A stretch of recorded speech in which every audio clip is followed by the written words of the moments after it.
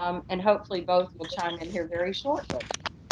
So, good morning to this cheerful group this morning. We've all been swapping stories and laughter, so I'm glad everyone is in good spirits on this pretty summer day. I don't believe we have any members of media on the line, but we certainly are recording this and live streaming as we speak. We do, I think, have folks from the state audit team who have been working with us on our sunset audit joining as well. As you guys know from looking at our agenda, it is a busy morning. We have 5 committee meetings all back to back. And of course, one of the things that we're known for is we typically sit on each other's committee meetings, which is a great way to learn the system even better, even though we may not be a member of that committee. But of course, we will need a quorum of each committee present. You're familiar with all the preliminaries we've had to go through over the past few months during the pandemic. So we're going to take care of 2 of those up front before we go in our first committee meeting. We're going to call roll initially, even though I should add we'll have to do it for each committee meeting. However, in calling the roll now, Sandra will ask those 2 questions we're all so familiar with. Can you hear and speak with others? And are you alone in the room? And then we'll need to conduct a second vote with regard to the necessity of meeting electronically.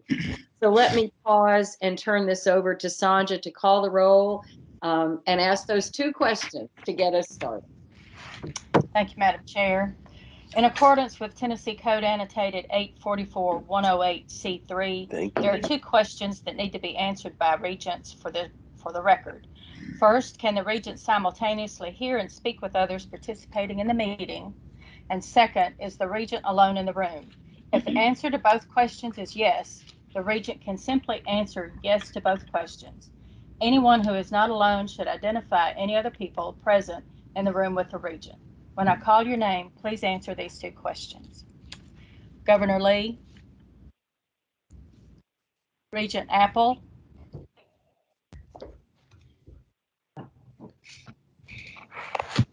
Regent Bodine, Yes to both questions. Regent Duckett, Regent George, Yes to both questions. Regent Gill, Yes to both questions. Regent Goldsmith, Yes to both questions. Regent Green, Yes to both questions. Regent Hatch, Yes to both questions. Commissioner Hatcher, Regent House, Regent McEllier, Yes to both questions. Regent Powers, Yes to both questions. Regent Reed, Yes to both questions. Vice Chair Reynolds, Yes to both. Commissioner Schwinn, Regent Varlin, Yes to both questions. Regent Womp, Yes to both questions. Regent White. Your board is assembled, Madam Chair. Thank you very much. So the second vote we need to take this morning, as I mentioned, is on the necessity of meeting electronically. Of course, we all yearn for the days when we could meet on a campus, and we all know the planning that goes into that. And the way the pandemic lined up, the necessity of time required to plan a June meeting on campus, even though things are now a little bit more open. We didn't know where we'd be a few months ago when this planning process was required. So the determination was made that once again we would meet electronically. With that, however, we do need a motion to approve the necessity to meet electronically, and I will entertain that now. I'll move. Thank you, Miles. And a second? Second, Hatch. Thanks, Joey. Any discussion? Hearing none, once again, let's call the roll. Thank you. Has Regent Apple joined the call? Regent Burdine, Aye. Regent Duckett, Regent George, Aye. Regent Gill, Aye. Regent Goldsmith, Aye. Regent Green, Aye. Regent Hatch, Aye. Regent McEllier, Aye. Regent Powers, Aye. Vice Chair Reynolds, Aye. Regent Varlin, Aye. Regent Wamp. Aye. Motion carries. All right, very good. And we'll get our other members caught up as they join. With that, Chairman Varlin, take it away with external relations. Thank you so much, and welcome to the External Affairs Committee. Thank everybody for tuning in. And I guess we now are going to ask Board Secretary Sonia Mason to call the roll. Thank you. All right, Regent Apple, Regent Green. Aye. I know you're present. Regent Hatch, Present. Regent Powers, Present. Chair Varlin, Present? Regent Wamp. Here. You have a quorum. Thank you so much, and thank you for allowing me to be on the front today. I've got some things that are interfering with my normal time, so I appreciate the kindness you're showing to me today. I want to call on Vice Chancellor Kim McCormick to provide an update on government relations, advancement, marketing, and digital strategy, and campus safety and security. We've got a lot going on, don't we, Dr. McCormick? Yes, ma'am, we do. So, Take it away. all right. Well, good morning, Madam Chair, Chancellor, and members of the committee. Today, it is true, I will be providing an update on our departments of government relations, advancement, marketing, and digital strategy, and our new department, campus safety and security. So we will begin with the legislative matters from our government relations department. Our government relations team found themselves adjusting their norm this year in COVID-era conditions. Kristen Veloff and I spent time on the Hill while Chuck Grimes worked remotely, managing our two fantastic interns, by the way, and accomplishing the day-to-day tracking of the legislation. The interns, Brittany and Sasha, are both recent graduates of our colleges, Chattanooga State and Northeast, with Brittany heading on to ETSU and Sasha to Yale University. Altogether, the team tracked over 600 bills and resolutions, of which nearly 200 passed. A compilation of the most relevant bills that passed has been established and will soon go live on our TBR website. The final document will also go out to you and to our presidents. And today, we want to highlight a few of those bills that we tracked and touch on some of the issue areas that got attention in the first half of the 112th General Assembly. The first bill we'll highlight is House Bill 473, which is now Public Chapter 92. This is what we call the Executive Search Bill, and this was something that was done at the request of the universities to modify a portion of the code relative to selecting chief executive officers for colleges or universities or entire public higher ed systems, and in our case, a college president or assistant chancellor. This bill doesn't change anything about the process for us, but it extends what TBR has already been doing for at least the last 7 years and creates a consistent process across all public higher ed systems in Tennessee. As usual, we will continue narrowing down candidates and then make a set of up to 3 finalists public when we are near the final selection time. Another item in the realm of our systems governance and leadership is Senate Bill 1123, which is now Public Chapter 37. It simply prohibits our board members from being exempt from policies or guidance solely by virtue of their being on the board. That is not currently an issue or concern under any of our policies, according to our general counsel. To kick off our section on CTE, the Tennessee Council on Career and Technical Education was extended for another 5 years at a time, as we all know that their input on the direction of CTE in our state is most important.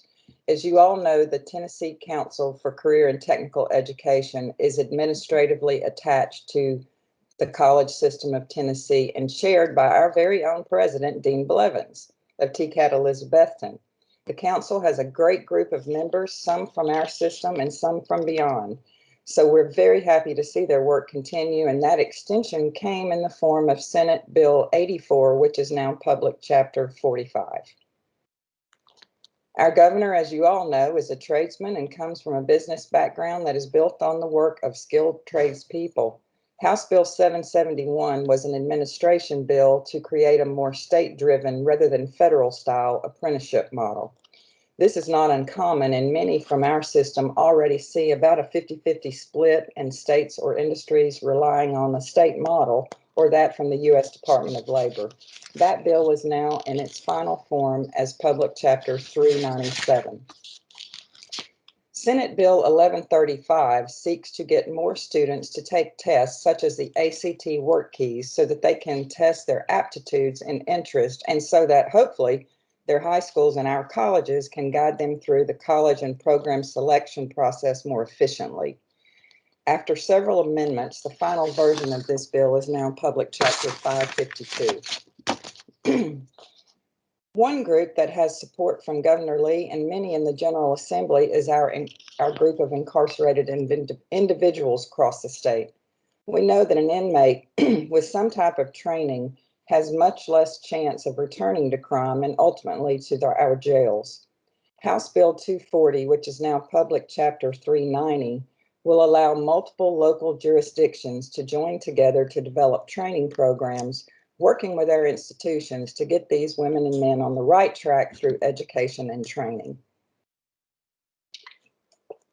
Moving on, Senate Bill 216, which is now Public Chapter 117, is an item specific to barbers and cosmetologists and related fields.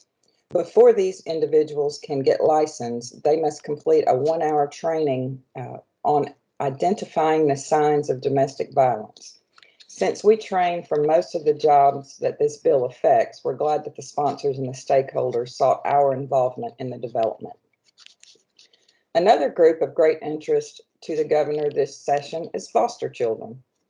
Public Chapter 547, which was Senate Bill 722, looks to their needs as high school students transitioning into college. Among other things, it creates a pilot program with 5 colleges or universities to offer outreach liaison to foster children. The institutions to be a part of the pilot haven't been officially selected yet, but it's pretty easy to assume that some from our system will be among them. And moving on, here's another pilot program that will benefit many students. Beyond tuition and fees, there are still plenty of costs that scholarships and grants cannot or do not necessarily cover, and books, tools, uniforms, and general life expenses that have to be covered for one to attend school, as we know. The goal behind this program, which will start with $250,000, is to provide micro grants to students who are in danger of dropping out of the program.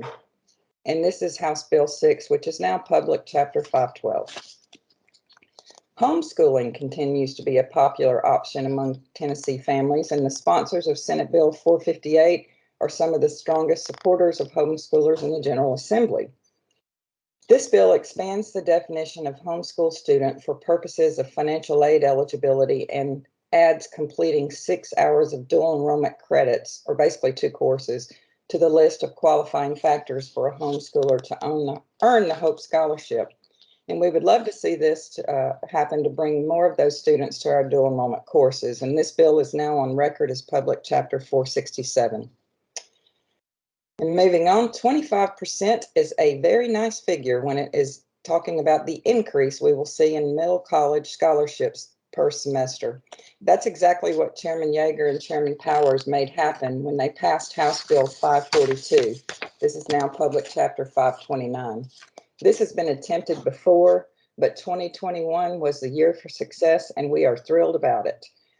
There isn't a meeting long enough for us really to spell out how wonderful our middle college programs are, and this will be a great help to many students for years to come.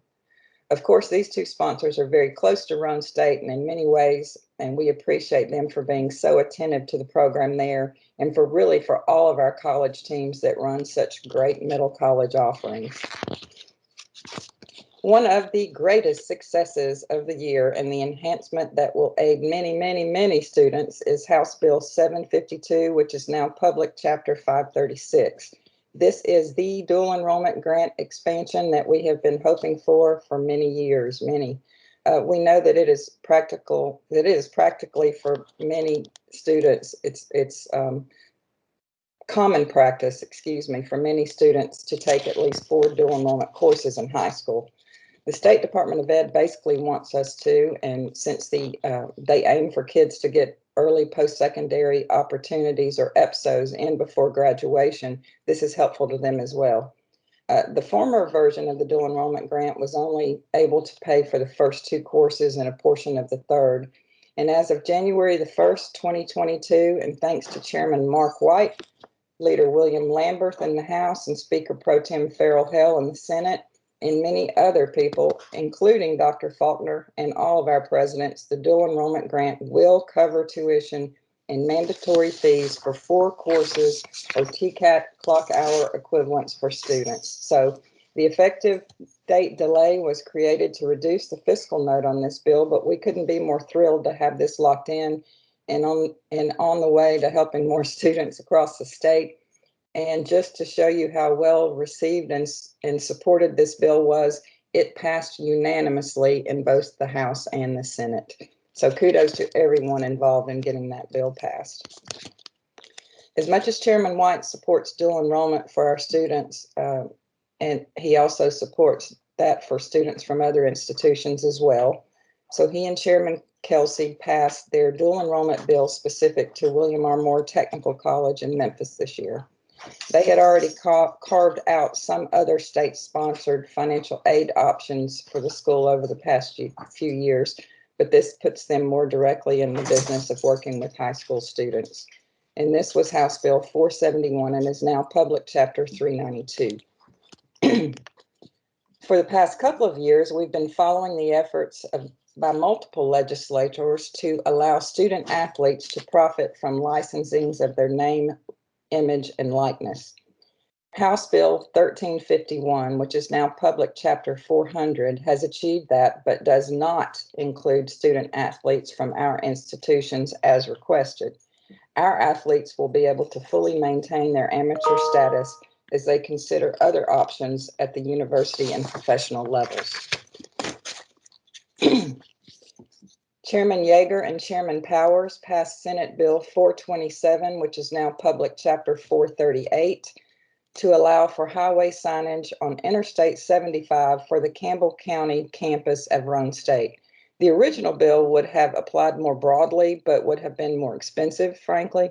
They narrowed it down to control the fiscal note and to support a great satellite campus in our system. And after a year like we have seen, it is impressive that the administration and the legislature were able to pass a balanced, debt-free budget and even adjourn before Mother's Day. And there is plenty in the budget for the college system of Tennessee to be proud of. This year's budget allows for the funding of the dual enrollment and middle college increases I've already mentioned, as well as support for veterans through an extension of the Helping Heroes grant. It further funds our competency-based education initiative and mechatronics middle college programs. It provides millions of dollars to reduce TCAT wait lists so that we can turn applicants into students and students into graduates. It funds a new slate of GIVE grants, which brings our colleges together with LEAs and local industry for very successful partnerships. And it provides unprecedented funding for maintenance needs at our campuses across the state and lays the groundwork for new building projects in our system. And this budget provides the needed dollars to construct a new arts and technology building in Williamson County for Columbia State and a new campus for TCAT Shelbyville. We could not be more grateful for the support of Governor Lee, the legislative leadership, and the finance committees who clearly see us as what we always try to be, which is good stewards of taxpayer dollars and most worthy investment of those resources. Our colleges and our students will greatly benefit from this budget for years to come. At this point, I would like to turn over the presentation to our General Counsel, Brian Lapps, to speak on the last few bills. Thank you, Dr. McCormick. Thank you, Regent Varland. Good morning, everybody. We'll start off talking about COVID. Under this bill, sponsored by Senator Bowling and Representative Reagan, colleges cannot require proof of vaccination to enter their premises or utilize services. It's more than colleges, it's state entities. But the statute also prohibits state and local government from mandating that businesses require proof of vaccination. The practical effect for our institutions is that colleges can't require employees or students to get the COVID vaccine, subject to an exception I'll mention on the next slide. And that is that the legislature has been active with respect to doing some rules and prohibitions on it. And what this statute does, it effectively prohibits TBR from issuing rules requiring that students take vaccinations. There's an exception for certain students in healthcare fields where they go into certain private healthcare facilities. But the practical effect of this exception is that we could not draft a rule that would apply broadly enough to substantially alter the current practice that we have of trying to place students, but ultimately if they cannot find a placement, then they may not be able to complete their clinical credential. For this next bill, with immunization requirements, this one applies to not only educational institutions, but K-12, as well as a couple of our institutions' childcare facilities. It requires that notice of immunization requirements describe the ability to opt out of vaccinations. It does not create a new basis to opt out of any vaccinations, and it is not COVID specific. The only issue with this is a little bit of logistical changes that have to be run through our banner system in terms of providing notice to students with vaccination issues. The General Assembly has been active this year, as it has the past few years, with respect to rulemaking. And this statute requires that in most circumstances, TBR, as well as other state agencies, use notice of rulemaking hearing processes, which is the most formal process and the one that we are currently using that we'll be hopefully getting towards the end of tomorrow. It has minimal practical effect because we've already been doing this process at the request of the government operations committees. This just codifies what their previous request had been.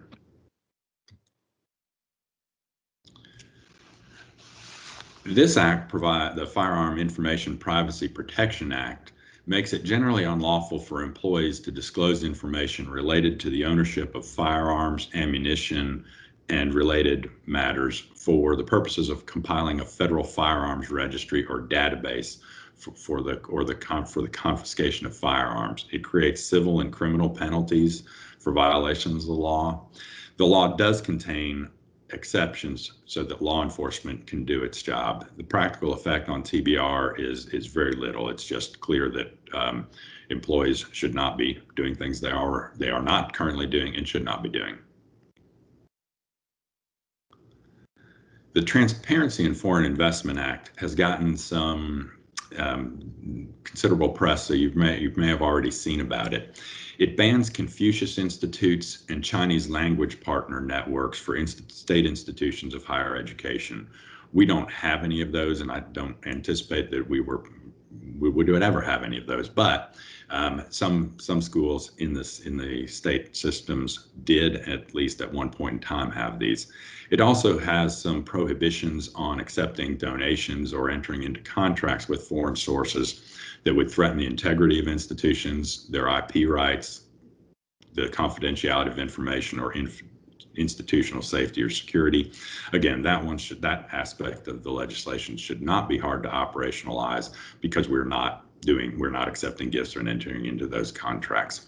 The more difficult thing to operationalize, and it will require some legwork by the chief business officers, is that every July 31st from here on out, starting in about 6 weeks, we will have to submit a report to the comptroller and the Department of Safety for contracts totaling more than $10,000 if received from a foreign source, and then the if a total of $10,000 from a foreign source in the aggregate is provided. These will be posted on the comptroller's website, so we'll provide greater transparency into where colleges are, where they have contracts. There are similar requirements for reporting of gifts. We will be able to do that a little bit easier because we already have a central means of tracking those, and we know where those come from, who they come from, without having to do a deep dive sometimes into who owns what company that we have a contract with. Next slide, please. And that concludes my presentation. Thank you, Brian. Are there any questions?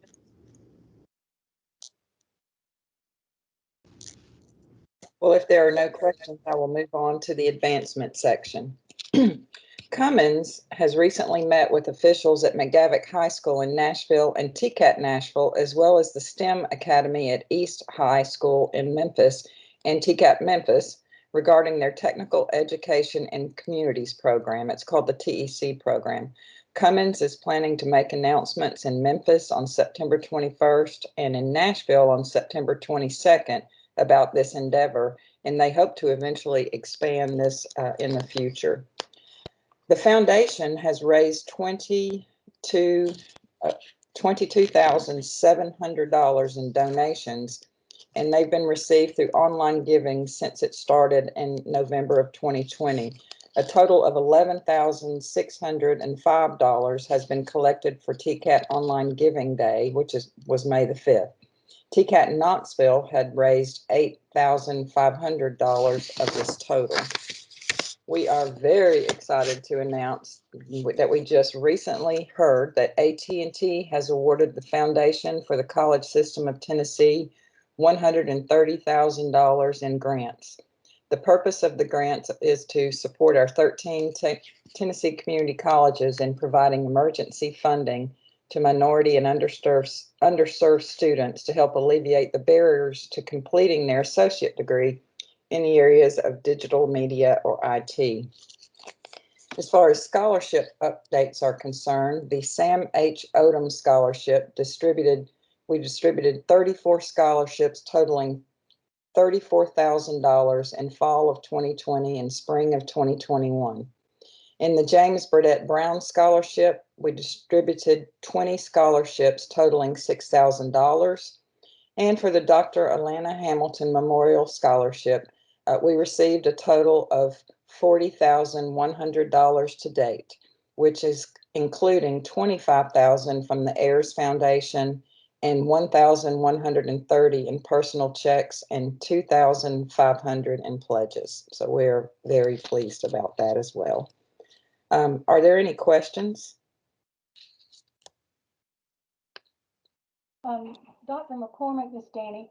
Do you have with you, and I can look and try to find it, the total in terms of all of those amounts, but what the total right now is in our foundation account? I mean, it's amazing how much, if you look at the total, the job that's been done this year. I don't know if you have that. I know our goal. Right. Yeah. Regent Varlin, I don't have that with me, and Chris Perkins is away at the moment, but I will get that total to you, and I will we will get that. Dr. McCormick, I'm here. There, thank you. We're at about 1.8 million in assets, and 3 years ago we were at about 800,000 in assets, and this year we brought in well over $500,000 in private donations. Thank you, Chris. I just wanted to hear that amount because it was so impressive. And when you hear that all broken up, it's great. But then it totals a nice amount, and y'all have done an amazing job. So thank you for being on. Thank you, Chris. I'm so glad that you're there. I didn't want to put out numbers that were wrong, so I appreciate it. If there are no more questions, we'll move on to marketing and digital strategy and public relations. Well, Dr. McCormick, I have a question. Yes, ma'am. With the AT&T grant, that is absolutely fantastic. With that sizable gift, are there parameters or are there restrictions or deliverables that they want to see to be able to kind of highlight that those funds were used for the advancement for minority students as well as within technical and technology enhancements? It's digital media and IT. And Chris, if you're still there, would you like to expand on that? Yes, good morning.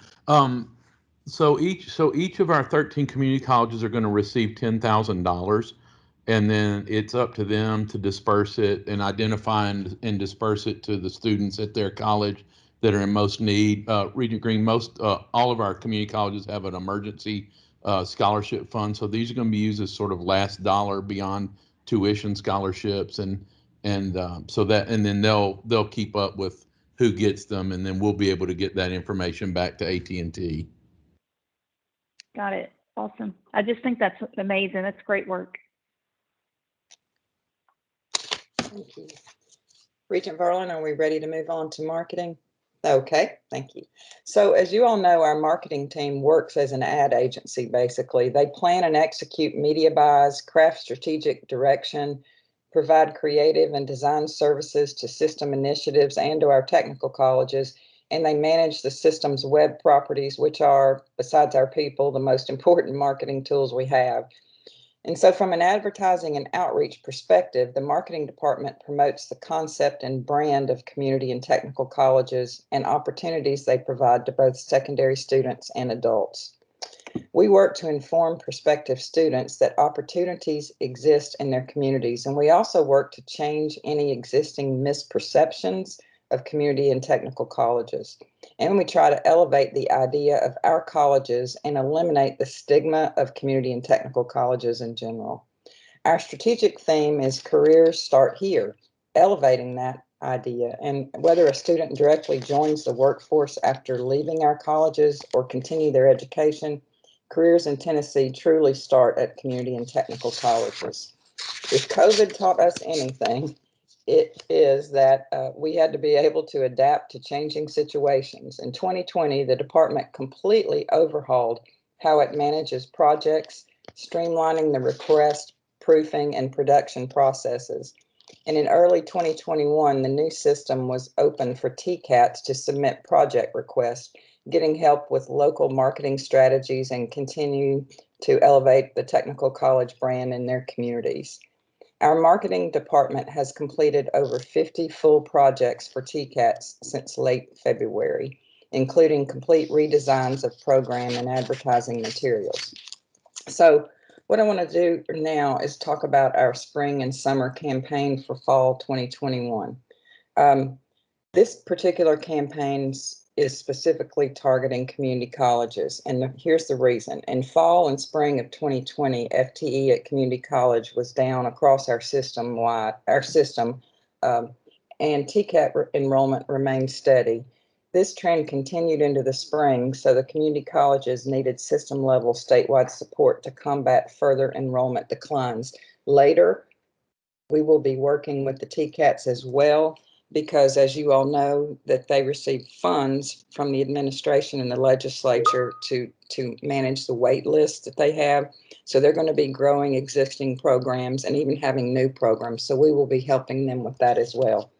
But back to the current campaign. This started in late May with the production of a letter to Promise Gap students. The letter was sent from the chancellor to over 17,000 students who fulfilled the qualifications for Tennessee Promise in 2020, but did not enroll in one of our community of technical colleges. We followed up the letter with a nudge postcard just this week, detailing the requirements and approaching deadlines. As people are starting to get back on the road, we wanted to take an aggressive approach to outdoor and strategic areas. We are currently running over 30 billboards statewide with a single bold message: careers start at community colleges.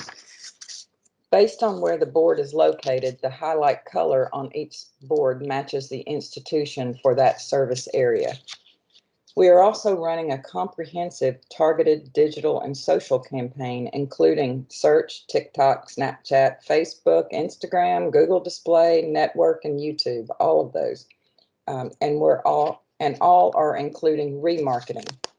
Remarketing, by the way, is a way to connect with people who previously interacted with our website or mobile app.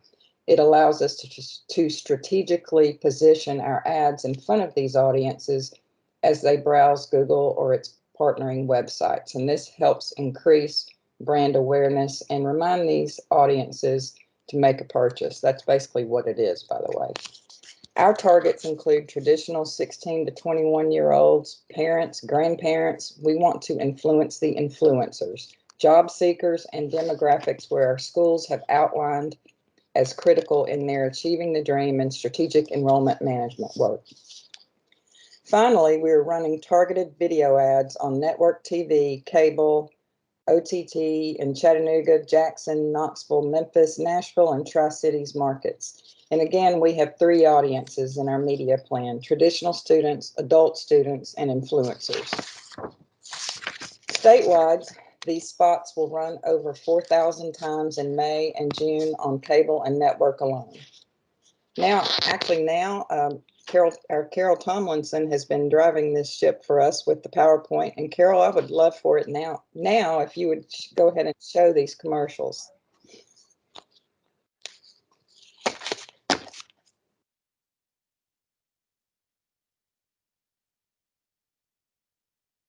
You've graduated high school and your future is wide open. But no matter what you aspire to be, it will require education and training. Success begins at Tennessee's community colleges, where you can build a solid foundation for the career of your choice, whether you plan to work in an office or work with your hands. And with Tennessee Promise, you can likely attend tuition-free. Start your career today at tbr.edu/start.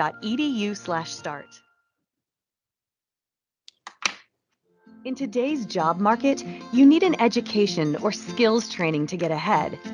Fortunately, it's never too late. Success begins at Tennessee's community colleges, where you can build a solid foundation for the career of your choice, whether you work in an office or work with your hands. And with Tennessee Reconnect, you can likely attend tuition-free. Start your career today at tbr.edu/start.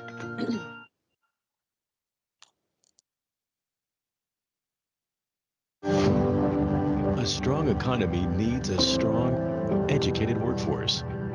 In Tennessee, our 13 community colleges fulfill this critical role as thousands of our graduates keep us safe, build our infrastructure, start new businesses, and care for our well-being. These high-demand careers start at community colleges. Start yours today. Visit tbr.edu/start.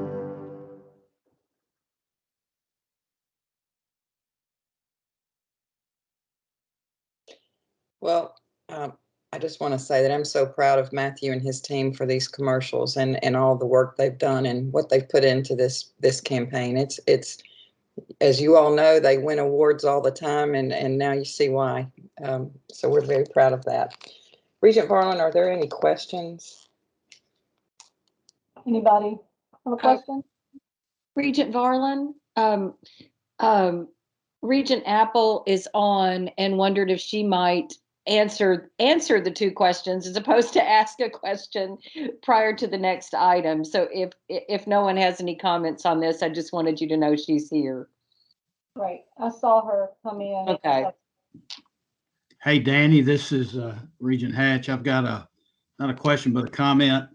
I was crafting a text to Dr. McCormick, and I'm glad I waited to see these media commercials, but great work and great presentation, Kim, and especially the foundation work and the media work. I think, we've been the best kept secret in the state for a while, but the work you guys are doing on both fronts is really starting to highlight the great work. So I really appreciate that, and make sure you pass that on to your folks too. I will, Regent Hatch. Thank you so much. They are a wonderful team. Hey, Kim, I had one question for you. The last video I have not seen yet. How is it being aired compared to the other ones? Is there a specific plan for different markets? It's television and online too. And if Matthew, if you're on here, you might want to speak more specifically.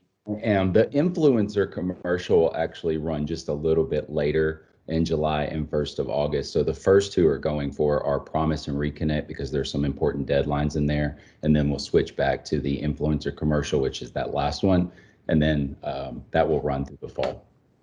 Okay, that helps, because just to give you a psychological response, when I see it with people in the influencer one, I pay attention and I can see myself there. The other ones are a little text heavy for me. I mean, they have a good message, but the influencer one is the one that really made me pay attention. And I don't know if anyone else felt that way, but I just wanted you to know that one really, I think, nails everybody. It was powerful. I agree, Dr. Goldsmith.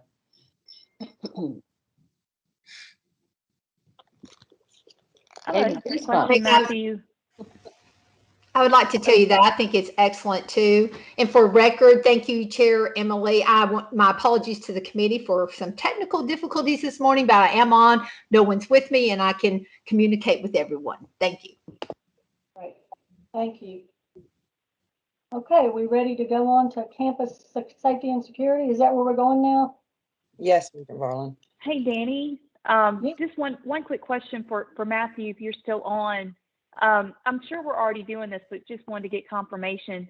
With all of these kids being so linked in with social media, and you have all the pop-ups that happen if they're on Instagram, or if they're probably not using Facebook anymore. I think that's an old school thing for us. But you know how you can kind of track their activity. Are we in that line where these commercials and ads and things are popping up proactively, so it kind of puts it on their mind?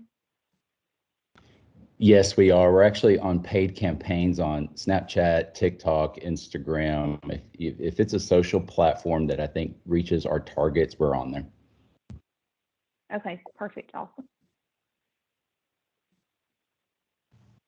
I will add, this is Regent McKellier. I have seen it a number of times on Instagram throughout the last couple of months.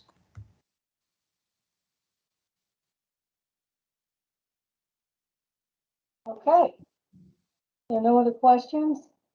Take it away, Dr. McCormick. Okay, thank you all for bearing with me. There's just so much going on in our 4 departments, but this is our last presentation. So the Department of Homeland Security is working with THEC to review TBR campuses for safety and security.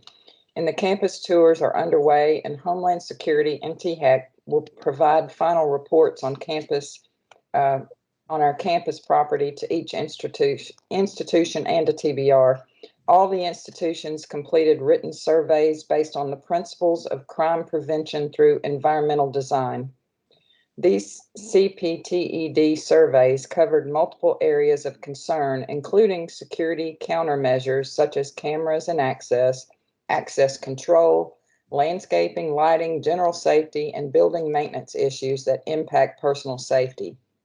Security assessments focused on those elements directly related to basically the combating safety hazards and criminal activity, and it also identified vulnerabilities that may be exploited and suggested options that may eliminate or reduce those vulnerabilities. Security assessments are neither an inspection nor an effort to grade, score, or rate the actions and procedures of those responsible for the facility, and they do not focus on issues that clearly and appropriately belong to the facility management for the well-being of the facility occupants. Also, multiple TCAP and community colleges have already completed on-site visits. All TBR institutions conducted the self-assessments as well. After meeting with THEC and their consultation with Homeland Security, a revised schedule allows for a more manageable pace of the on-site assessments, with a plan based on the geography of the state to allow for the THEC representative to attend more on-site assessments. I know that the team was actually at Walter State yesterday afternoon. As colleges are scheduled to have these on-site assessments completed prior to the end of July, with the exception of TCAP Whiteville, which is scheduled for August 12th. And barring any additional schedule revisions, this will be the final TBR institution to receive a site visit. A final report on each community college and TCAP will be provided as I've said, to each institution and to TBR. And also we're getting a final summary of significant findings, and it will be generated and provided to us. And again, this is not a gotcha or something that they say you have to go out immediately and make these corrections. These are suggestions, but they're going to be very useful and valuable to us as a system. Another thing that happened this year, as we all know, is COVID-19 vaccination stations were established on many of the TBR campuses. This effort had coordination between local and state officials. TBR campus law enforcement agencies assisted state and local partners in providing security and access control for the vaccination events. Graduation ceremonies occurred in various formats and stages to include limited attendance in person, streamed events, virtual events, pre-recorded events. Our campus police officers maintained security for all of these events and facilitated traffic control for the ceremonies. Clery Act compliance across TBR institutions is always a priority. The Clery Act is a statute that generally requires campuses to provide information to members of the campus community about campus crimes and safety-related policies. Our campus safety department will organize training and most likely include an executive leadership overview for leadership at TCAPs and community colleges, training for Clery Act compliance officers, and training for campus security authorities who are mandatory reporters of certain crimes covered by the Clery Act. Firearms on campuses continues to be a topic of discussion. With the passage of the legislation approving the constitutional carry of firearms, many across the systems have been asking questions about the impact on campus carry. Our campus officers will continue to work diligently to do their part in making sure that everyone on our campus has an understanding of the law. Chiefs of police are experiencing the same issues many police departments in the state are experiencing, which is the difficulty to recruit and find sufficient applicant pools for vacant law enforcement positions. The chiefs of police across TBR will be working together to determine how to stay ahead of this developing law enforcement issue. And I am pleased to announce that our position of Assistant Vice Chancellor for Campus Safety and Security, soon to be TCAT Chief of Police, has been filled, and we welcome Chief William Kane to TBR. Chief Kane is no stranger to our system, and he currently serves as the Chief of Police for the Rome State Community College.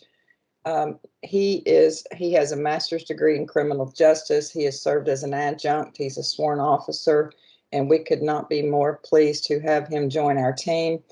Chief Kane will be transitioning over the summer and will be here full-time at TBR in the fall. So everyone, please welcome Chief Kane. We're excited to get him. Are there any questions for the campus safety update? Kim, if you don't mind, I'd like to add just a little bit to that. We had a good meeting with the THEC representative from this that's been on all of these visits with Homeland Security. And to give you a little bit more information about the plans, they will give a final presentation on this to THEC at their November meeting with hopefully the goal of looking at trends that need to be improved across the campuses and submitting a financial ask for what we need to do to make improvements. They did base all of this off of the study that was done in 2016, the safety and security plan that TBR initiated at that point. So making our campuses more safe and more secure is the ultimate goal. They are also planning next year to team up with TEMA to do training and to provide training for our campuses, again, at a higher level than what we're able to do individually. So great work by the team. Chief Kane and we're so proud to have him coming on board. He has been serving, helping us in that endeavor. and had worked with all of the groups that were visiting these campuses. So great work, great initiative that's going on again in the efforts to make our campuses as safe and secure as possible. So kudos to everyone on that team. Thank you. If you don't mind, Dr. McCormick, I'd like to add a little bit to that. My name for her is Marshall McCormick when she puts this hat on, and she has taken this responsibility on and done an unbelievable job. You would never know that she didn't have a career in law enforcement at some point in time, and maybe she did in another life. Sometimes you feel that way when you have kids, right, Kim? You have a career in law enforcement. But she has been fantastic, and her team, and I had a chance to talk to Chief Kane this week. He is really the right person for the job. I think he really understands what this is going to entail in every aspect. I'm so excited about, something that didn't exist that now exists in the way that we are doing it. And just our thanks and kudos to the leadership that Marshall McCormick has shown in this. You're never going to let that go. We're going to have to. I know. I know. We've got to have something. You need an official hat or something like that. But it's just thank you so much for the work that you do, but especially in a arena that you're like, huh? But you just pulled it off. Fantastic. Well, thank you so much. Maybe it's from having 2 daughters or being a former high school assistant principal. That may have helped me. I don't know. I would guess. So, right. So if there aren't any more questions, Madam Chair, that concludes our report. Thank you so much. And none of this requires a vote. So if there's no further business, we stand adjourned. We have a motion, I guess. Do I need that? To I think adjourn? you're okay. Okay. Right. Work, Regent Barlin, and to the committee and to Dr. McCormick. That was an excellent report from External Affairs. And I'm excited about Chief Kane as well. I have to say it did make me laugh when Regent McElgay chimed in on seeing that spot on Instagram with the party line discussion that we had prior to gaveling in. I'm like, you know what? It's the same thing. We've just gone from party lines to Instagram. So we were. Exactly right. Great, excellent report. Thanks to all. Regent Duckett, are you with us yet for finance and business? I know he had some complications this morning as well, business-wise. So assuming he has not joined, Regent Hatch, would you be so kind as to step in and share finance and business operations for us, please, sir? I sure will. Thank you. But before I start, I've got to ask, is Instagram, is that like made by Polaroid? I don't have one of those yet, so I wasn't sure, but maybe one of my grown daughters can explain all that to me. Oh, okay. So I'm going to call on Secretary Mason to call the roll to get us started. Thank you, sir. Mr. Chair. Regent Duckett, just for the record. Regent George. Present. Regent Gill. Here. Regent Green. Here. Regent Hatch. Here. Regent Lomp. Here. Regent White. You have a quorum. Thank you, Secretary Mason. So a quorum is present, therefore I'm calling this meeting of the committee to order. The first item on the agenda is the review of minutes from the June 11th, 2021 special called meetings of the Finance and Business Operation Committee.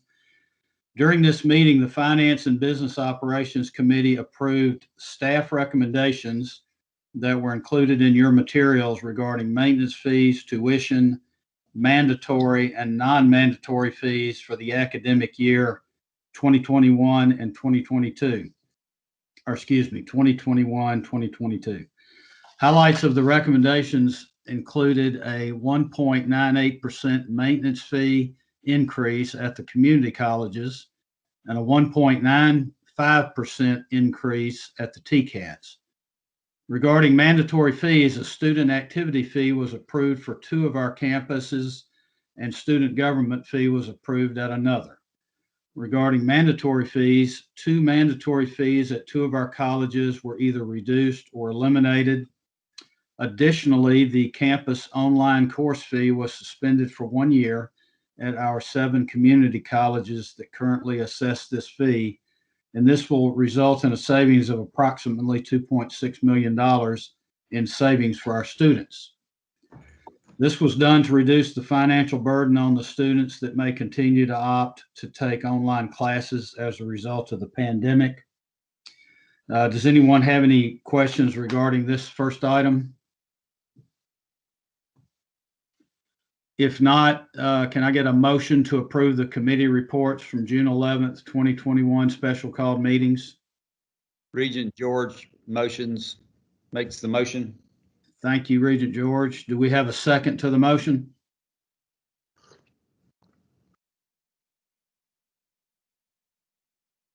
Regent Gill seconds. Thanks, Regent Gill. This does require a roll call vote. Secretary Mason. Thank you, Mr. Chair. Has Regent Duckett joined the call? Regent George? Aye. Regent Gill? Aye. Regent Green? Aye. Regent Hatch? Aye. Regent Womp? Regent Womp? Are you there, Regent Womp? *6 will unmute you.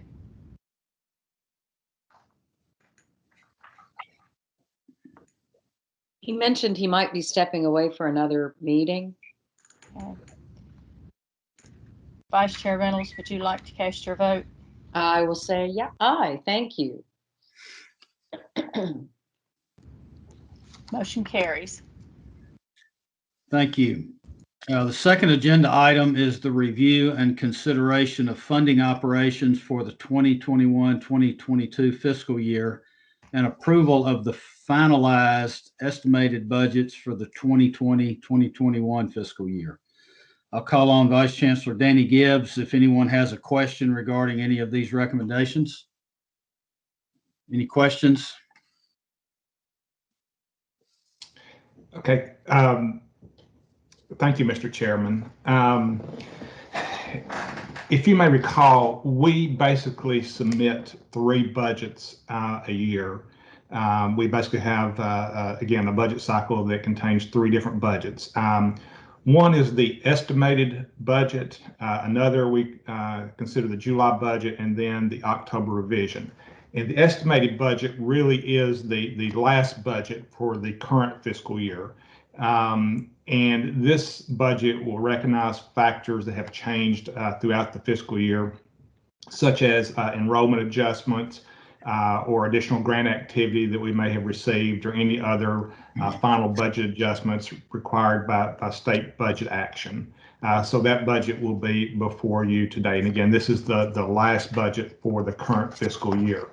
Also before you today will be the July budget, or the proposed budget for the new fiscal year that begins July 1, 2021. And this gives our campuses and the system the budget authority that they need to begin spending funds as of July 1. Generally, the proposed budget, though, does not recognize factors such as enrollment adjustments or maybe levels of grant activity or contract revenue activity that may occur throughout the year. Usually there is some projection of that, but then once we get final numbers from fall semester on enrollment, et cetera, the campuses will have another opportunity to adjust their budget, and that will be the revised budget that they do in October, and we'll present that to you in December. And again, that will also include any final adjustments that were required by state budget action. The budgets before you are based on the appropriations that we knew at a point in time. Of course, after that, there continue to still be legislative activity regarding budgets, and any of those later developing legislative activities with regard to budget will be reflected in the October budget revision. So here we'll take a look at unrestricted and restricted funds that the schools may receive. And we'll just kind of talk a little bit about, where the money comes from and what it pays for. Generally about 59 to 60% of the revenues will come from fees and state appropriations. We will also then receive about 3% from sales and services and other activities. These are all unrestricted funds, meaning that we can pretty much use them for any purpose. And generally in higher education, we kind of group expenditure types together in kind of functional categories. And those are listed there for you: instruction, public service, academic support, activities that is to support, the instruction, student services, institutional support, plan operations, and scholarships. Again, these revenues are unrestricted, can be used for expenditures in all of these categories. Also, we receive funding from restricted sources, and that can come from federal and state sources, grants and contracts, endowment income, gifts, etc. One of the largest sources that we normally receive would be Title IV aid from the federal government. These funds, again, usually come with some restrictions on them, but they can be used for scholarships. Often they can be used for instructional activities or various public service activities.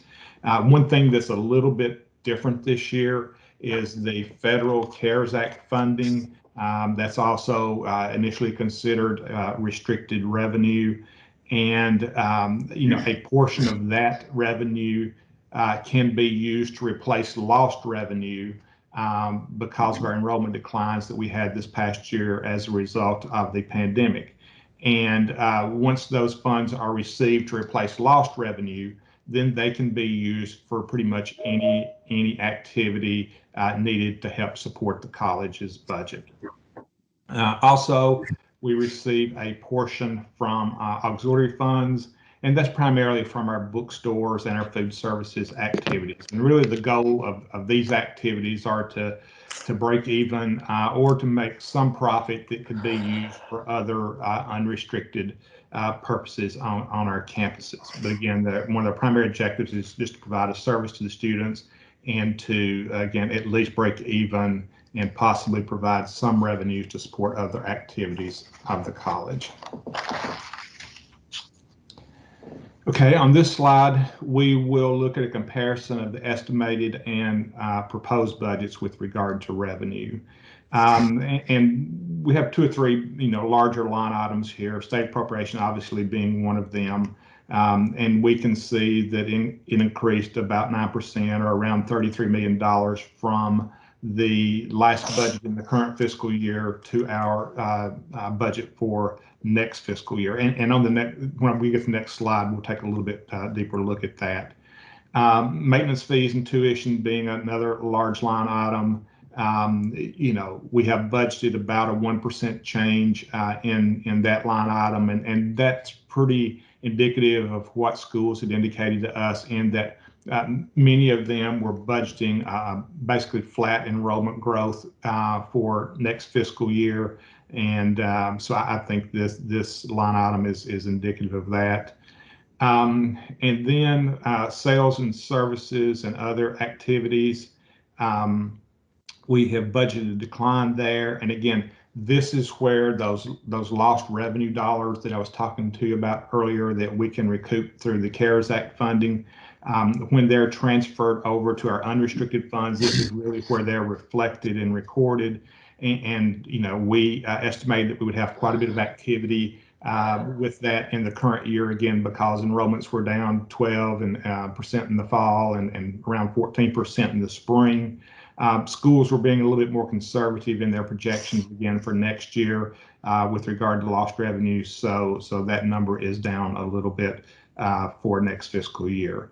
And again, I think as we've also mentioned already, the restricted fund line that is, the CARES Act funding is reflected there as well. And again, I think our schools are being conservative with their projections for next fiscal year regarding the CARES Act revenue. And again, we could see that change in October once we see conditions, in fall semester. Our next slide, we will take a look, a little bit deeper dive on the state appropriations. And here we're reconciling the appropriations that are in the current budget to the appropriations that are proposed for next fiscal year, and looking kind of at the changes. There were a couple items in our current year budget that were appropriated as non-recurring items. And one of those related to the Correctional Education Investment Program. There was about $984,600 that was non-recurring there. If I recall correctly, that was for equipment. And then we had $1 million budgeted as non-recurring in the mechatronics program.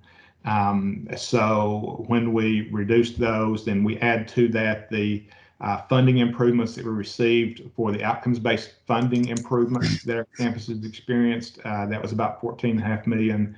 And then some insurance benefit funding we received. And as we have mentioned before, there was a appropriation related to creating a salary pool for increases, cost of living adjustments, et cetera, for our employees. And that was funded at about $13.5 million. Also, there was some special initiatives that were funded, and they amounted to about $5.2 million.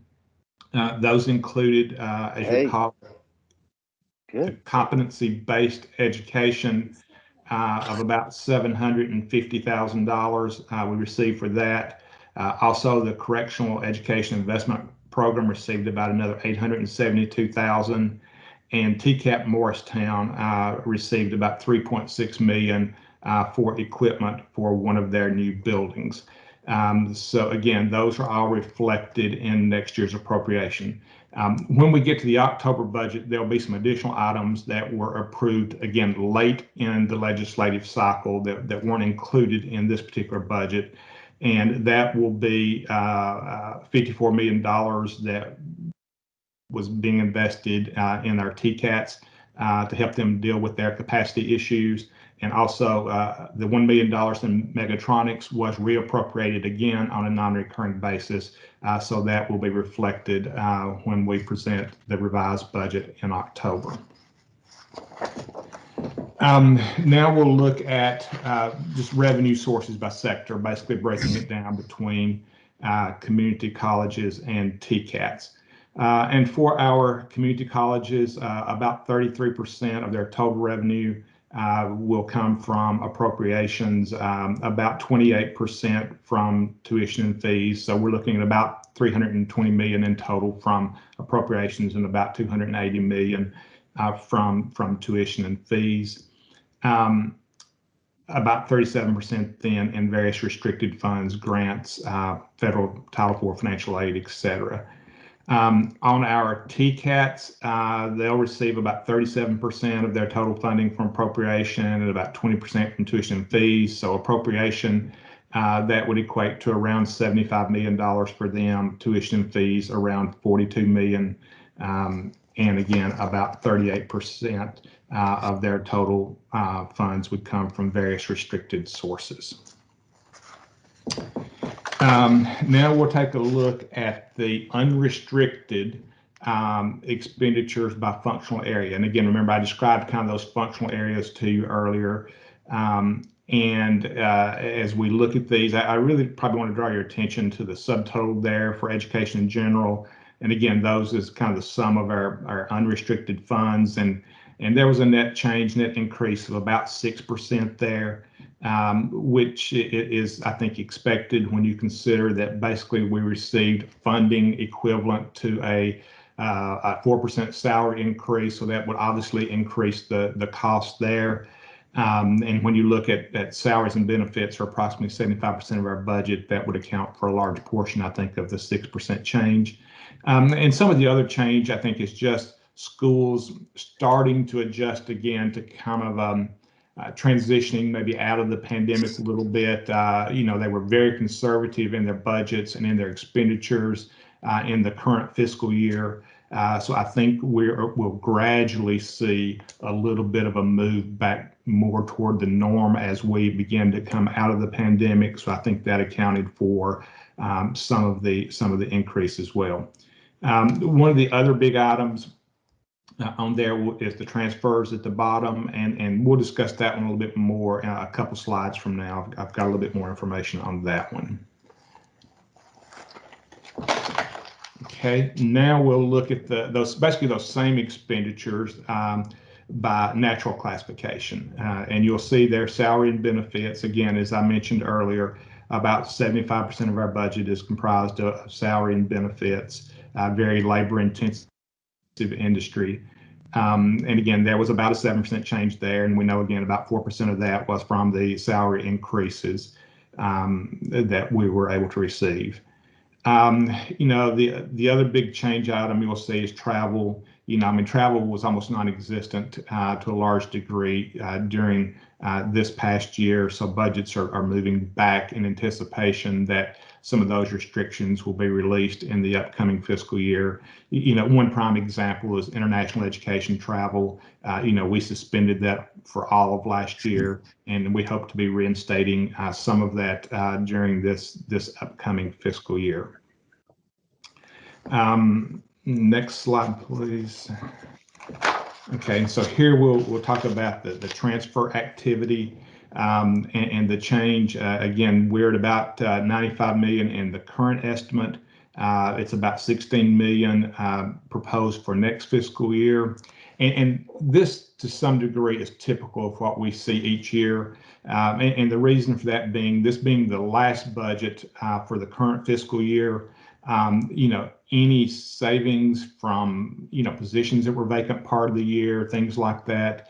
Also, any funds that were carried over from the previous fiscal year, once the schools closed their books, if they had any funds that they were bringing forward to the new fiscal year, this gives them an opportunity to look at those, and often they will transfer those because at this point, basically, they become non-recurring. They'll transfer those often to their plant funds to use those for future capital type investments, whether it be in facility renovations or improvements, or, you know, replacing aging equipment. So funds are often set aside for that. The number is a little bit larger this year than it normally is. And I think that's for the reasons that we've already discussed. It's really related to COVID. Again, the campuses, I think, really tightened up on their expenditures as they should have this year.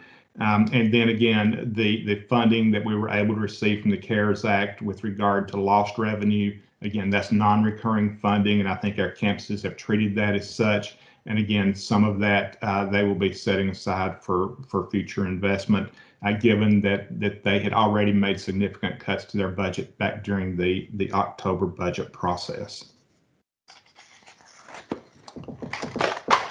This slide shows you the unrestricted funds available and applied. So again, if we're just looking at the unrestricted funds, you know, we had a beginning balance of about $175 million across the system. You know, in the proposed budget, we're expecting about $170 million at the end of the year. And so we think, okay, so what's the change there? Are we actually spending more than we're taking in, et cetera?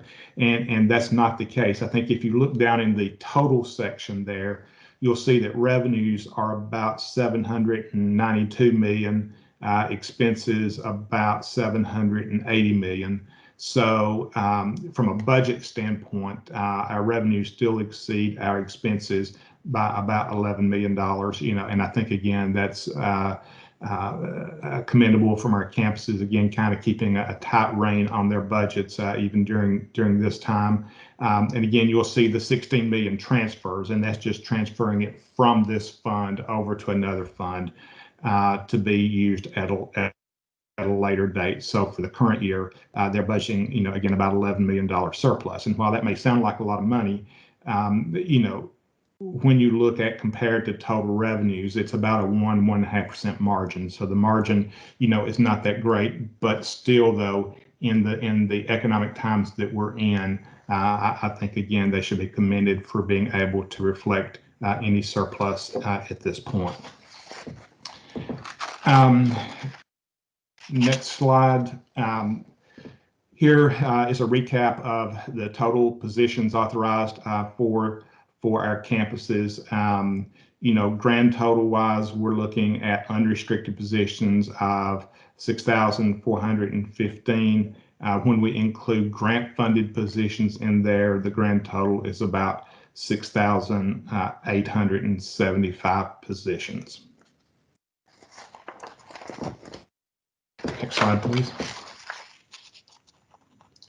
Okay, this slide basically kind of recaps what you'll be approving when you approve the budget recommendations. We see the total recap of the current fiscal year and the proposed fiscal year expenditures and transfers in the current year of about 1.3 billion, and then fiscal year 2022, $1,249,000. So this combined with the revenues that we reviewed on slide 9 is basically what you would be authorizing with your approval. Now on this slide, we have information regarding the LGIs, the public universities. And one might ask, well, why are we looking at their budgets? But if you will recall, there are various financing agreements that are still outstanding that were issued when the LGIs were a part of TBR, kind of the Pre-Focus Act.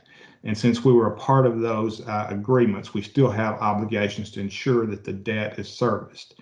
Additionally, because of the better financing rates that we can get if we are looked at together, that is kind of as a system with the LGIs included, we can get better financing rates as opposed to us going out for financing individually. The state is still going to require, even going forward, that we all be considered one when we're going out for financing. Again, this just gives us better financing opportunities when we look at the market. So for that reason, we have to look at the university's budget just to ensure that their budget is sufficient to meet their debt service obligations. So looking at the last slide. So kind of to summarize, in order to ensure the ability to satisfy both contractual obligations to the Tennessee State School Bond Authority and obligations to that authority's bondholders, the Board of Regents shall have authority over and shall give final approval to the operating budgets of the locally governed universities. Therefore, we're required to consider the university budgets, as I've mentioned, and that consideration is limited to those matters that are necessary to fulfill their existing debt covenants, representations, agreements, and obligations, again, under various financing agreements entered into with the Tennessee State School Bond Authority. So to that end, university budgets have been received and reviewed by staff in accordance with TBR policy. University budgets have been determined to meet their debt service coverage requirements. They've been found to be mathematically correct and internally consistent, and the universities have certified compliance with required debt representations. And except as noted, no other judgments are really being made regarding the university budgets. And again, with regard to the debt service requirements, they're required to have unrestricted revenues that are at least 2 times the annual debt service amount. And they have certified to that, and we have verified that. One thing to note as far as the way the process works on the debt service obligations of the universities, their appropriations, their state appropriations still flow through us. That is, we receive them in the system office and then we allocate them out, send them on to the universities. Should there ever be a cause for concern, and I certainly do not anticipate that ever, but we do have the authority to intercept those appropriations if we ever needed to in order to pay a debt obligation for them. So I think in that sense, it's relatively low risk, you know, to the TBR system. Mr. Chairman, that concludes our presentation regarding the estimated budget and proposed budget for the Tennessee Board of Regents and the locally governed institutions. And with that, staff recommends approval. Thanks, Danny. Great job as always. Are there any questions from the regents? If not, is there a motion to approve the funding for operations for the 2021-2022 fiscal year and approval of the finalized estimated budgets for the 2020-2021 fiscal year? So moved, Yolanda. Thanks, Regent Green. And do we have a second? Seconded, Regent George. Thanks, Regent George. I'll call on Secretary Mason for a roll call vote. Thank you, Regent Hatch. Has Regent Duckett joined the call? Regent George? Aye. Regent Gill? Aye. Regent Green? Aye. Regent Hatch? Aye. Regent Wamp, are you on the call? I believe he stepped away. And Vice Chair Reynolds? Aye. Motion carries, Mr. Chair. Thank you. The third agenda item is review and consideration of the capital maintenance budget recommendations for the 2022-23 fiscal year. And I'll call on Executive Director Dick Tracy to review these capital maintenance budget recommendations. All right, thank you, Regent Hatch. What you have in front of you is the summary of our capital maintenance budget request for the Board of Regents. To just give you a little background, THEC has changed, was in the process of changing the requirements for capital outlay earlier this year. They didn't get those out till later on, and their requirement is only allowing for renovation projects. So they gave us additional time to complete our capital outlay request to get to those. So we'll be bringing those to a future board meeting. But what we have done is we've put together our capital maintenance budget request, which is what we'll cover today. There are the three classifications outlay, which we'll bring forward later, capital maintenance that we'll cover today, and the disclosures, which also we do on a quarterly basis, but they'll be included with our outlay. And those are the projects that are funded with funding outside of appropriations. We run a calculation based off of our total E&G gross square footage, looking at the replacement costs. It gives us a target funding that we've been asking for every year is for approval. And the types of priorities, we prioritize these projects based off of the codes, roofs, exteriors, the infrastructure envelope, and then the finishes. The calculation this year, the funding comes up to just over $52 million, and our request will be for the $52,464,000, which is 53 projects. There are additionally 25 projects that were submitted for another $23 million. So at this time, we have a total capital maintenance budget of $75,658,000. THEC runs a formula, and their formula calculates TBR's portion of what they do annually is about just under $36 million. These slides are just these are the projects that are included in the request. Next slide. And as you see, the 33 projects, that is where the THEC request would, or their number would be, and then the red line would be where we would look at as far as our annual request. This year, we did receive, I think Danny touched on, there was some additional funding that the TCATs received for capital maintenance. Some of those projects, they were submitted, so we had to go back, ask for other projects that were included in this. These are the additional projects that are beyond the target amount. And this allows us, if there's additional funding available in the budget, that we have other projects that we could ask for funding for in the upcoming year.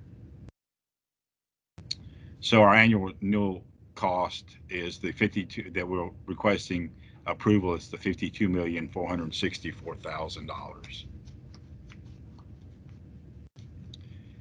With that, if anybody has any questions, and I believe this requires we ask for approval.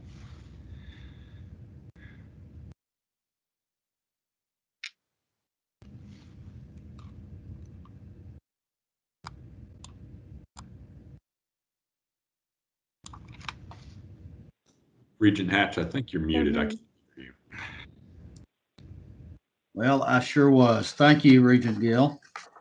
So let me repeat all that good stuff. Does anyone have any questions regarding the capital maintenance budget recommendations? If not, is there a motion to approve the recommendations as presented? So moved. It's Regent Green. Thank you, Regent Green. And do we have a second?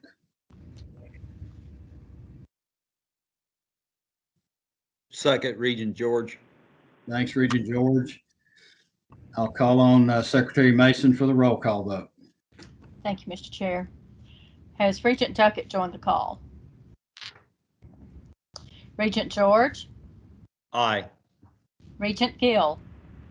Aye. Regent Green? Aye. Regent Hatch? Aye. Regent Wamp? Vice Chair Reynolds? Aye. Motion carries, Mr. Chair. Thanks, Secretary Mason. The final agenda item is consideration for approval of new TBR policy 7.04.00.00 parking and traffic. And I'll call on General Counsel Brian Lapps to present the policy. Thank you, Regent Hatch. This is one of those policies that conforms to the rules, and I will be very brief because you've already seen the rule on which this is based. As the name suggests, this relates to parking and traffic on the campuses, gives them the authority to require registration of vehicles and issue fines. The only change to this policy based on the comments to the rules that came about relates to a substantive change that was following some legislative comments. The rule previously had that the board, or rather the chancellor, would approve the fine amounts as set by the colleges. Based on concerns about transparency and open government, the suggestion was made that the board actually approve the fine amounts. And so that change will be that change has been made to the policy, and subject to approval of the rule and the policy, those fine amounts should be coming before the board for approval in September. So the motion I'll be requesting, because this is being voted on prior to the actual rule, is that this policy be contingent on the board approving the rule tomorrow, and delegates to the general counsel the authority to make changes to the policy to conform to the final version of the rule as approved by the board if necessary, and also includes an effective date for the policy that will be simultaneous with the effective date of the rule. All right. Thanks, Brian. Are there any questions on this policy? If not, is there a motion to approve the policy as presented? Regent Gill, so moved. Thanks, Regent Gill. And a second?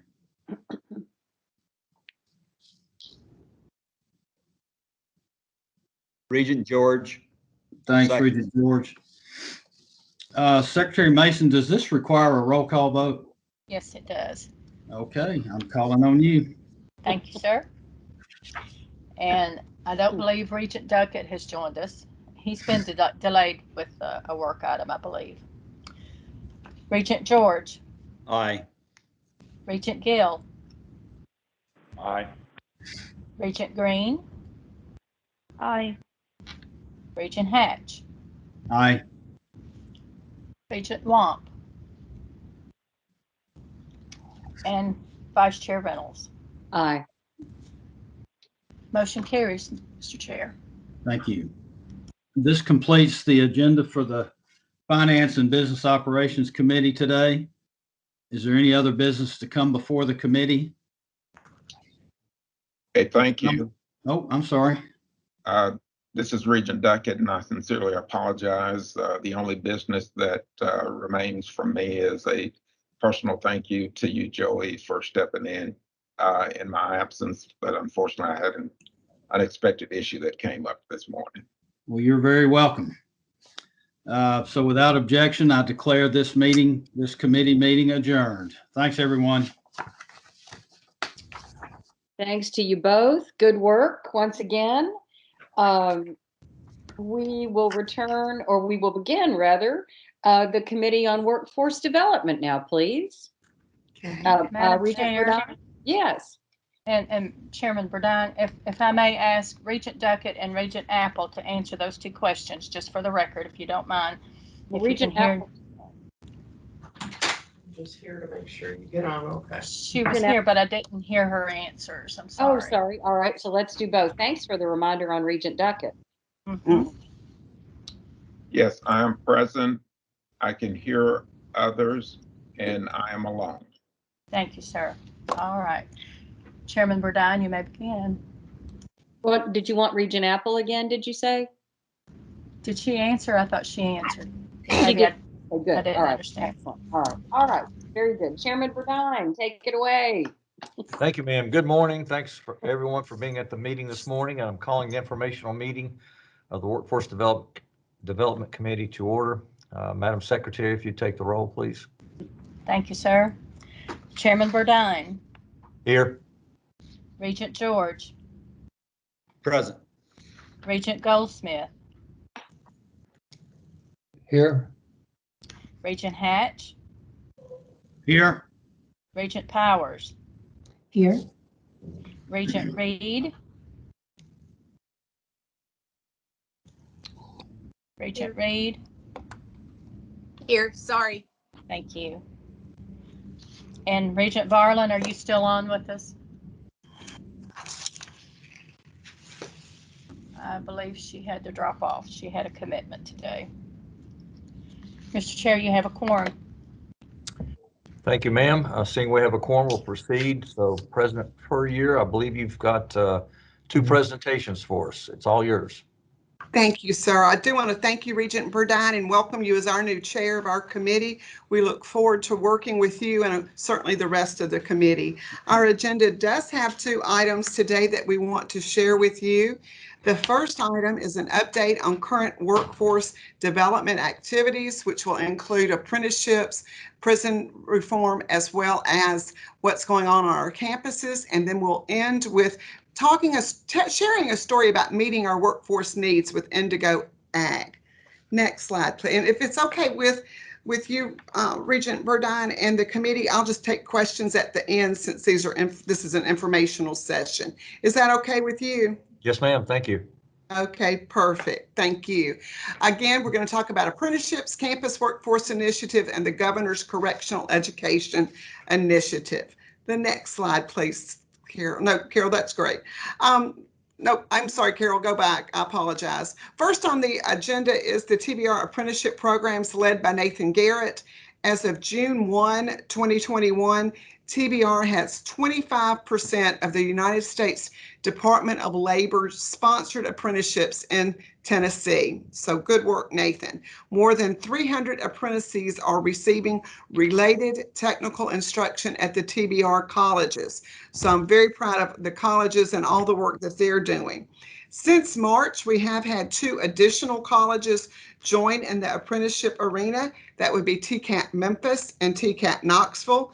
They are offering apprenticeships in construction as well as automotive technology. I'm happy to report that the MetCert apprenticeship grant that we received last summer and implemented was so successful that the Department of Labor has allowed TBR to offer 20 additional seats.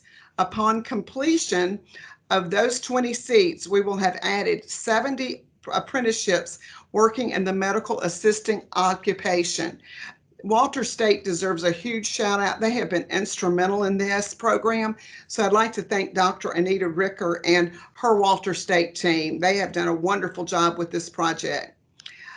Also, I want to share with you that TBR is working with the U.S. Department of Education to build an approval process that will ensure access to federal aid to offset tuition costs. What this really does is kind of open the door for credit-bearing apprenticeship programs, such that they have at TCAT Nashville, as well as they have at TCAT Jackson. I would like to say that on the call with the Department of Ed, Presidents Garrett and Sisk were there. The department complimented the Tennessee Board of Regents in leading the nation to adopt an apprenticeship program as an academic option. This will allow apprenticeships to have a more structured financial structure with them and help to grow and scale apprenticeships for Tennessee. This partnering together with academic and workforce divisions working together to will change the landscape for Tennessee's workforce. So we're very excited about that. Our next agenda item is the campus workforce initiatives. Our campuses continue to make workforce training a high priority. As Tennessee is returning to the new normal, we continue to see new companies visit Tennessee to become their prospective home. Now, we all want them to come to Tennessee, and we know it's the best place.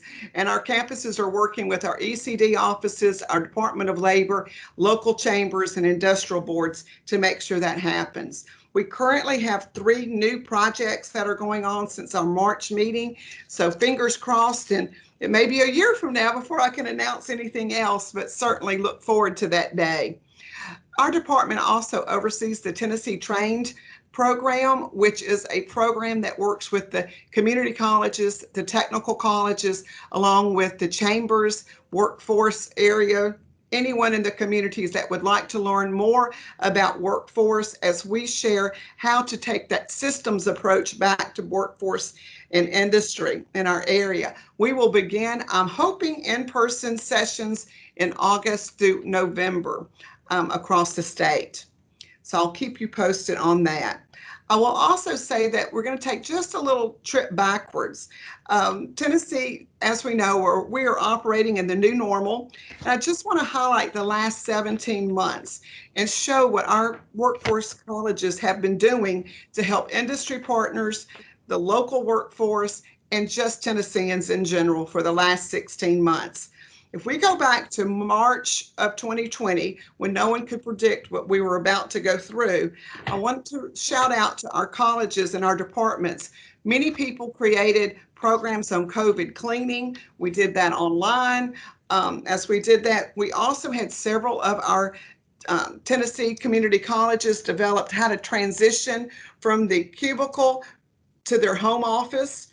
We didn't know how to work from home, so they offered different programs through their chambers. They talked about how to use supervised employees at home, and certainly how to use the Teams and Zoom options. Those all seem foreign now to us, but a little over a year ago, it was all brand new information that our communities needed. When we specifically looked at some of the industry sectors, I'm proud to report that our campuses offered healthcare training in short term so that people could either upscale their skills that they had or perhaps join the healthcare industry. Maybe their job went away.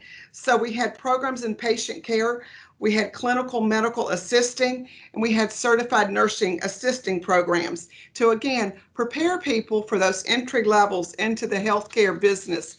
Some folks were totally changing careers, and others were just trying to find something else to do to maintain life as they knew it during the pandemic. In the manufacturing area, we saw a lot of industrial readiness training, working with our high school students, working with adults who wanted to enter manufacturing jobs. We saw an uptick in the construction training and with industry certifications and forklift trainings. across the state. IT, we know, is a hot topic. We've had numerous IT boot camps. We had campuses partnering with different agencies to once again deliver those industry certifications that were needed for people to have good jobs and start back to work. And just some general programs that we had. Nashville State provided Child Care Development Associate training to current Head Start employees and Head Start parents to help existing employees keep their jobs and to parents begin careers in child care. Two very important avenues. Pellissippi, with their workforce investment partners, offered virtual learning and then some in-person learning for just basic skills in math for the workplace, to coding and programming to industrial robotic training. Very important, again, keeping in mind those industry certifications, upskilling, and taking on new careers. Campuses are currently working on programs that will really truly help to transform where we are now to where we need to be. So we're excited about that. Everything from customer service, call center training, again, the IT and the manufacturing. Another point that I think is special for you to know is that our campuses hosted numerous virtual and eventually in-person job fairs, not only to help our academic students find that first job or that new job, but also our community members as they were seeking new careers. Our 40 workforce divisions play an essential role in introducing and reintroducing Tennessee's to higher education and maintaining a skilled workforce. Next on the agenda is to share the governor's correctional education. This initiative is still moving forward, full steam ahead. Under Lauren Salinas' leadership and along with our colleges, we're very excited about the work that they're doing. In May, a total of 90 NCCER and IT industry certifications were awarded from January to May. That's wonderful. Things are getting back to where they need to be. We've also are proud to announce that we had 5 graduates from the following colleges. TCAT Dixon had 1 building construction graduate. TCAT Oneida had 2 building construction management folks and 2 welding students to graduate their program. For the total of the program, we have had 16 graduates. And I think for a startup program and with COVID, I think Lauren and her team have done a great job. We couldn't do that without the support from the Department of Corrections and all of our colleges. So a shout out to those folks. Lauren also hosted a training earlier this month for inmate job coordinators. These roles play a very important role in getting the inmates into the higher education realm. They act somewhat like a high school counselor, but they're that first line, that first connection to make sure that the students are in the right program. They play a very, very important part in what we do every day. So she hosted the seminar, had over 30 people attend, and I'm proud to say that it was well received, and we have certainly educated some more people about the higher education system in Tennessee and how we can all partner together. I'd like to close this particular section on with a quote from Commissioner Tony Parker from the Tennessee Department of Corrections. He was making some visits across the state, visiting various prisons. He stopped at the Morgan County Correctional Complex, which offers programs with Dwight Murphy at the moment with Oneida. And this was his tweet that he sent out. Morgan County Correctional Complex. Very impressed with the vocational training that TCAT Oneida classes are providing inside. Individuals released with a skilled trade equal a safer community. And I could not agree more with the commissioner. We do appreciate the college's assistance with these programs. Offering a program inside a prison is different and has its own different challenges, but every single one of them are working hard and making things happen. And we do appreciate that and Lauren's leadership. And I agree with the commissioner. This program is vital for safer communities for all of us to live in. The next agenda item Our last agenda item focuses on agriculture. I talk a lot, as you all know. We talk about manufacturing, we talk about automotive, and we talk a lot about the IT industry in Tennessee. But today I want to highlight Tennessee's agricultural economy and the role that our colleges play both in the workforce area and on the academic side for this important aspect of our economy. Farming and forestry dominate Tennessee's landscape with over 77,000 farms producing, selling crops, livestock, forestry products. Huge business. 42% or 10.8 million acres of the state's land area is in farmland. Now, if you live in Rutherford County, you may not agree with that because every day there's a new Exxon going up on the station or a new Starbucks. But truly, Tennessee has some great farmland. I'm proud to say that 49% of our colleges offer some agricultural programming through certificates, diplomas, and associate degrees. Many of the associate degree programs transfer to our four-year institution, so I'm proud to say there's truly a good pipeline for our students to enter the workforce. Our students in these programs range from dual enrolled high school students, adult students, and even correctional students, learning about farming operations, farming maintenance, animal science, and digital agronomy. Next slide. Today, we're going to specifically talk about the TBR agronomy program with Indigo Ag Incorporated. First, I'd like to just share how the colleges met this industry need for Indigo. While we don't typically design an academic program for a specific company, and we did not with this either, we do work with companies that will help them find the workers that they eventually need. And so while we worked very closely with Indigo on this need, this program also works with all agricultural programs. It has all aspects of it that will help to make technicians that will join the agricultural culture. Indigo's technology is very unique. They coat their seeds with bacteria and fungi, and these keep the seeds from rotting in the soils. It helps to reduce the pest and disease. It also does produces plants that are drought resistant. And so that helps the profitability and the environmental sustainability. So it's a very unique company. It is not the same agricultural program my father graduated with in the 50s from UT, totally different. And as we talk about this program, I think you'll be able to see as well. The digital agronomy program grew out of a meeting between Governor Lee and Indigo's CEO, David Perry, in February. During the meeting, the governor asked Perry what Indigo needed to be successful in Tennessee, and without hesitation, Perry responded, "We need a 2-year digital agronomy degree." Well, that prompted ECD to call the Center for Workforce Development in May of 2019 and participate on the steering committee to meet the company's needs, including developing a training workforce. The first steering committee meeting was held in May of 2019, and the effort was launched. The Indigo, TBR, ECD, THEC, and State Department of Education team began work.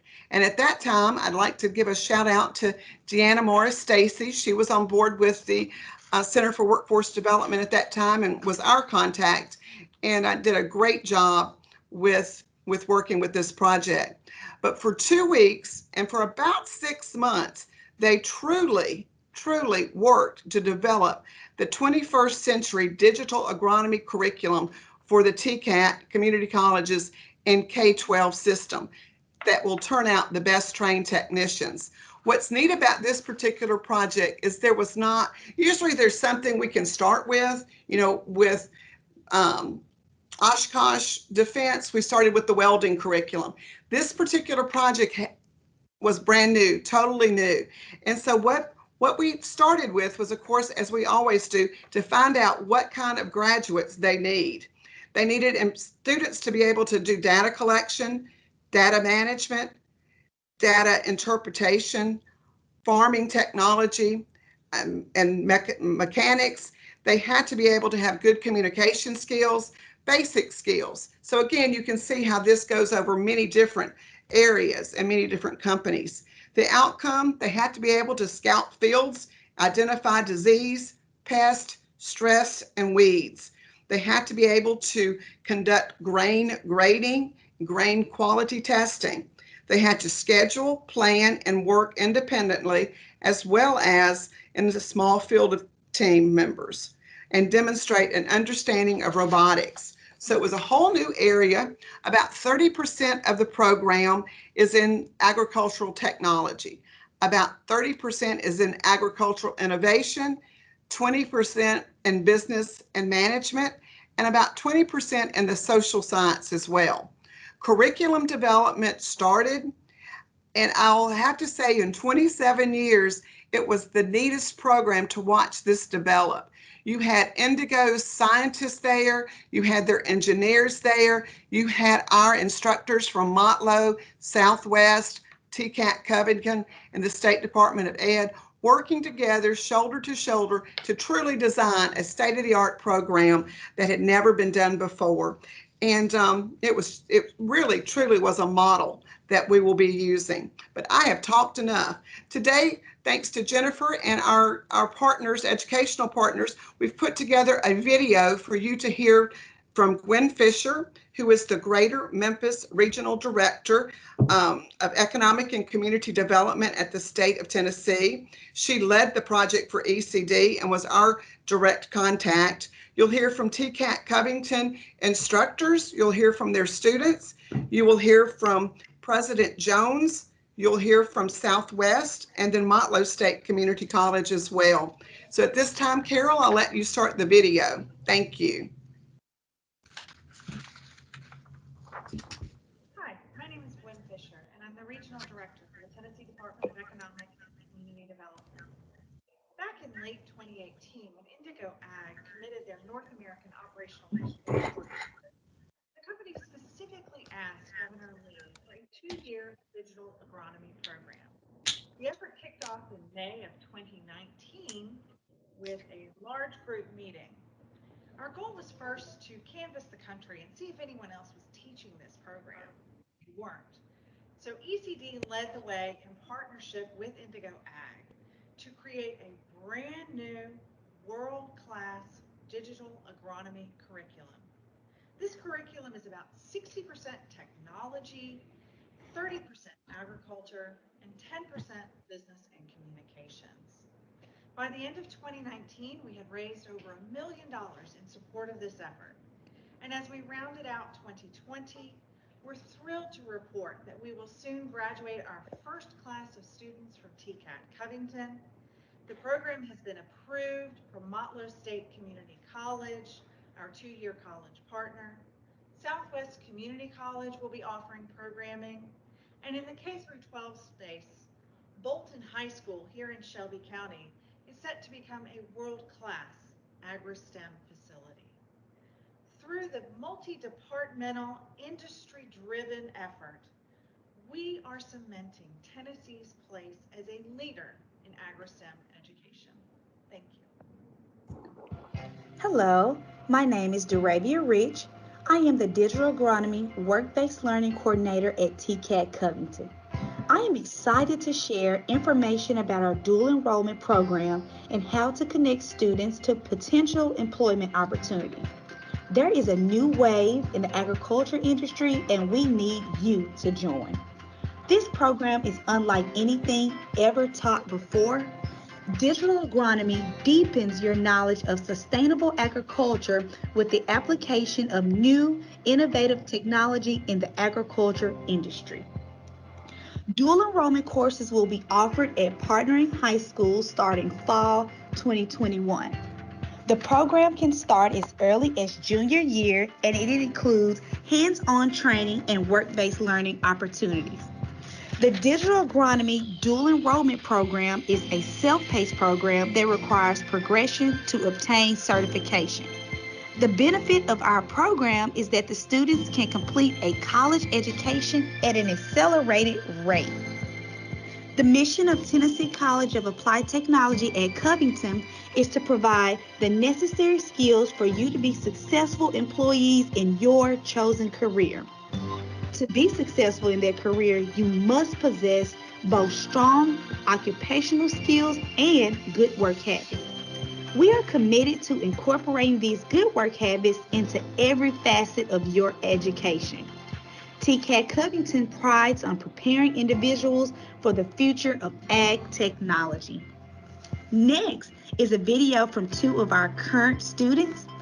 Ashley and Montana have both done extremely well in the post-secondary class. Take a look as they explain why the digital agronomy program is much needed on a high school level. My name is Montana Dye. I am enrolled in the post-secondary digital agronomy program here at TCAT Covington. I really enjoy this course because it includes all the newest technology and updated versions of the agriculture industry. I do wish that it was introduced to me a little earlier in life. I've been graduated from high school for 2 years now, and I really wish I had the opportunity to have it in high school so that I can see what I'm going into and what I like more. My name is Ashley Contrell, and I'm currently enrolled in post-secondary digital agronomy as well as industrial maintenance. I think that agriculture is a big thing in everyday life, and especially the digital agronomy part. The agriculture is constantly evolving and improving, and if I was exposed to this in high school, I believe I would have got a better understanding of the importance of agriculture. The program's goal is to develop well-rounded students with an interest in positively impacting the future of agriculture. If you would like to join our program, go to our website at www.tcatcovington.edu or please call 901-475-2526 and a member from our Student Services team will be more than happy to assist you. Also, follow our Instagram page at Digital Agronomy TCAT Covington. We hope to see you soon.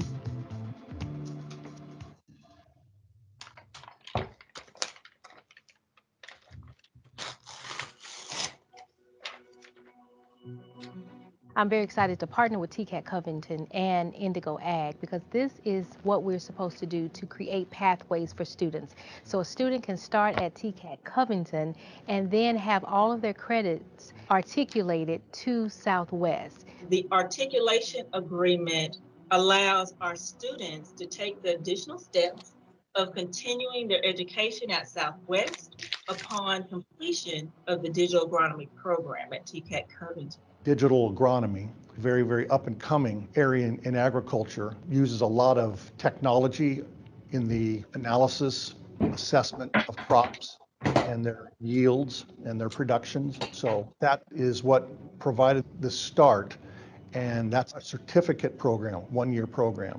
The digital agronomy program at TCAT Covington includes information specifically on precision agriculture, topics like ag marketing, crop scouting, new irrigation methods. The students, it's just a matter of trying to get their individual interests in order for them to start putting it together that like, wow, I can make a difference. You know, agriculture is not just going out and picking corn cobs and throwing them in a package and sending them to the store.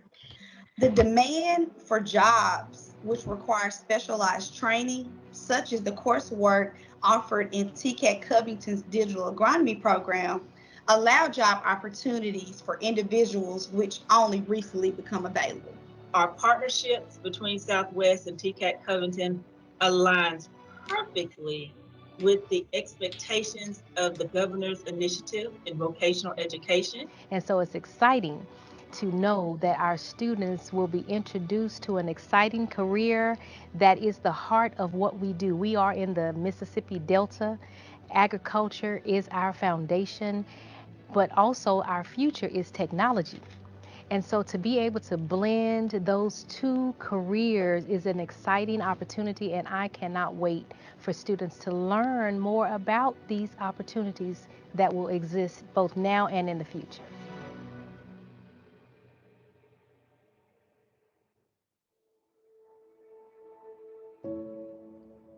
Hi, I'm Dr. Melody Edmonds, Assistant Vice President for Academic Affairs at Motlow State Community College. Motlow is proud to announce a new Associate of Applied Science degree option.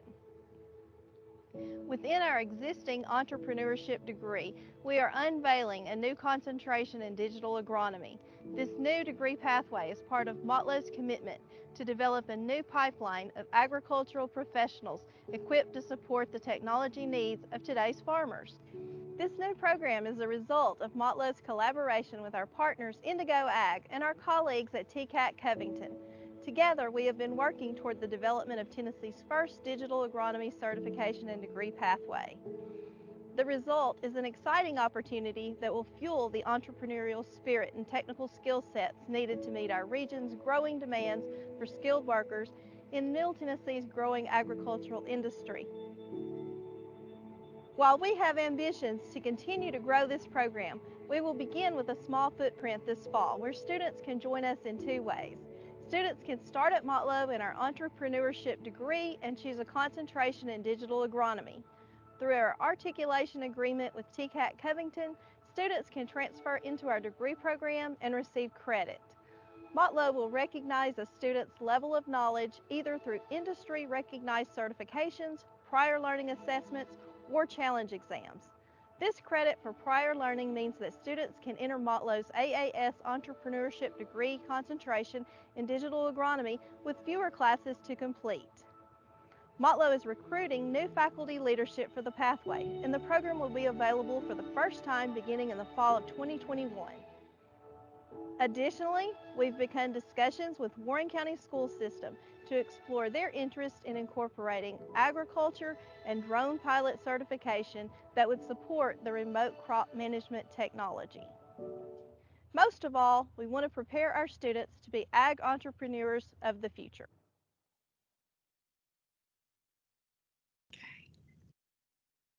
Thank you. A big shout out to, of course, Dr. Jones, Dr. Hall, Dr. Torrance, their staff, and certainly their instructors, because that's who's making all of this happen. They're developing that curriculum. They're going to be training our students, and our students are going to have great jobs ahead of them. And I think Dr. Hall said it best when she talked about agriculture is the heart of it. We're all in Tennessee. We all understand the importance of that. But when you marry that with technology, how important that is, and what wonderful future jobs are waiting out there that we probably can't even imagine right now. I do want to give a special shout out to Jennifer Fuchs in our office. Jennifer is amazing, and honestly, I could not probably function any day without her. She is the one that put together the 3 videos to make it happen today, the 4 videos, excuse me. So a shout out to Jennifer and her hard work on this. Wanted you to hear from students. We wanted you to hear from the campuses and to see the difference that programs like this make when workforce and education work together to make Tennessee's economy work better through workforce development. And Chairperson Burdine, this concludes my presentation. I'm happy to answer any questions from you or the committee. Thank you, Carol. Excellent presentation. Also want to tell you thank you for agreeing to speak at next week's Women in Manufacturing event. I'm excited. Thank you for doing that. Does anyone have any questions for President Puryear? Miles, this is Regent Hatch. Yes, sir. I don't have a question, but a comment. Miss Carol, I never know how to refer to you, whether it's president or doctor, so I'm going to go with Dr. President. I'm good with Carol. Job. Another great job. Who knew that we had high-tech scientific farming in Tennessee? So what a neat message and what a great program. I love your sign behind you. Today is a good day.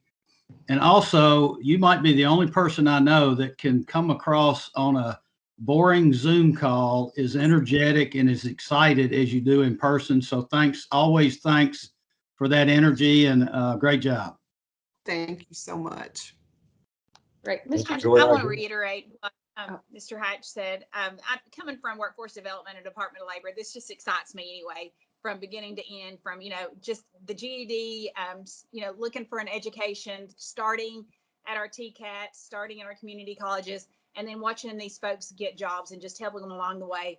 This whole Center for Workforce Development is just exciting, and how we're progressing is even more exciting. So Dr. Pereira, thank you so much for everything you're doing for us as well. Thank you. It's a team effort with all of our campuses and our workforce development folks, but I do appreciate those kind words.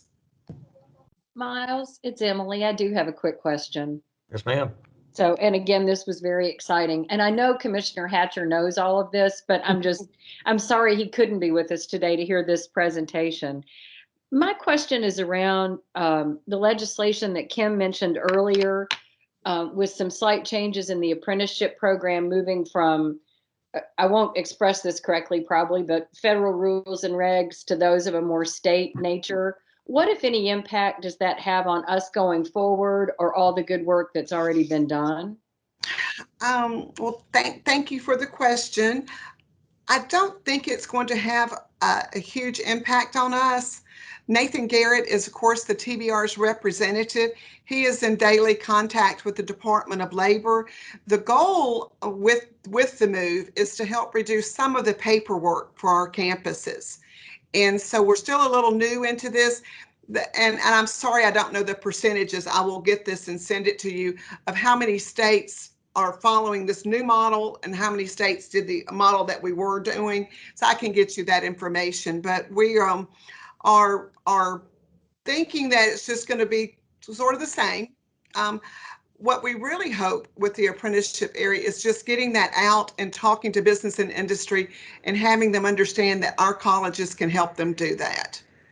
That's great. Thank you. Mm-hmm. Thank you, Miles. Thank you. Any other questions or comments? Any other business to come before this committee? Hearing none and, oops, sorry. Hearing none, and without objection, we'll go ahead and adjourn this meeting. Thank you. Thank you all. Thank you. Excellent. Great reports and much appreciated. Thank you. Yes.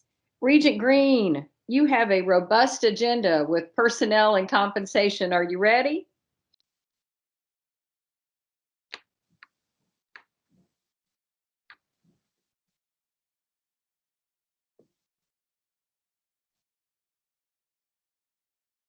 I bet she'll be right back. Regent Green, you're muted. Oh, she is talking. Unmute. See here. Okay.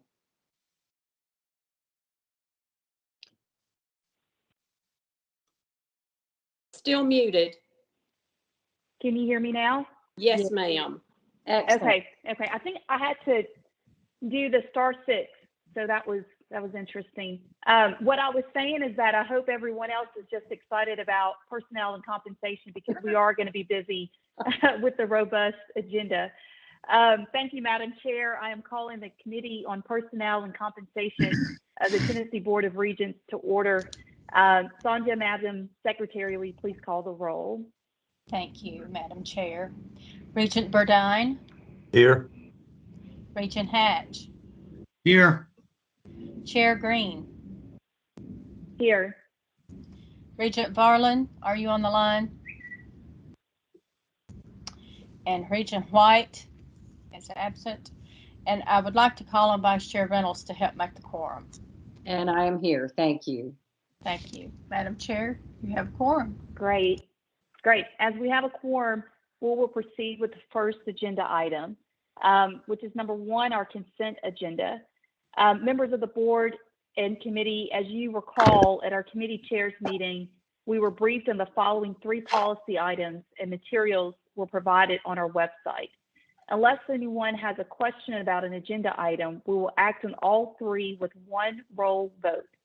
These items are General Personnel Policy 5.01.00.00, a request to approve the proposed revision. B, Employee Discipline Policy. C, Firearms and Other Weapons, which is 7.01.00.00. Does anyone have any questions from the consent agenda?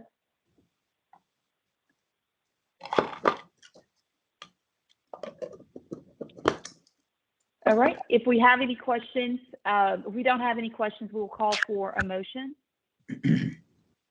So moved.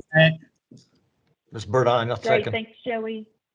Great, thanks, Miles, as a second. We're conducting the meeting electronically, therefore we will have a roll call vote. Thank you, Madam Chair.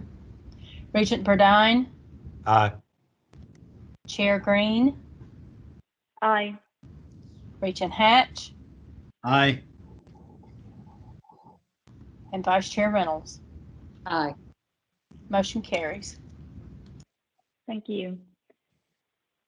Our second agenda item is approval of the minutes from this special called meeting from June 1st, which you have the minutes from previous emails.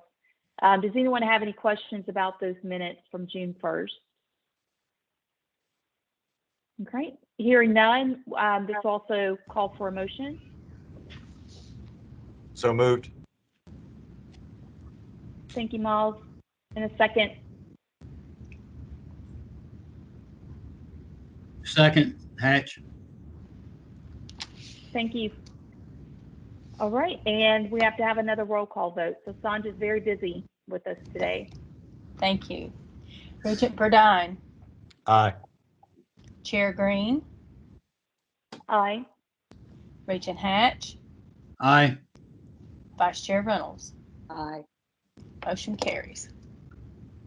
Great, thank you. Number 3 is our tenure and promotion recommendations at the TCAT colleges and applied technology. And I'm going to call on Russ to provide some recommended proposals. Thank you, Regent Green, Dr. Tidings, members of the board. This item concerns TCAT promotion and tenure recommendations that you see summarized both on the screen and in your materials. And again, all of these submissions have been recommended by the president through their own institutional and board policies, reviewed, of course, by board staff, and all of these are endorsed, of course, for recommendation by the staff here. You see there are about 600 TCAT faculty across the system who are eligible for promotion and tenure. And we're bringing forward to you today 63 faculty promotions, which is roughly about 10% of the workforce across the various faculty levels, all the way up to the highest level we have, which is Master Instructor 2. In addition, there are no tenure recommendations for this cycle, but Madam Chair, this is a summary of the recommendations, again, all of which have been reviewed by staff and are recommended for approval. Thank you, Russ. Do we have any questions? All right, hearing none, we will call for a motion. So moved. Thank you, Miles. And a second. Second, Hatch. Great, thank you.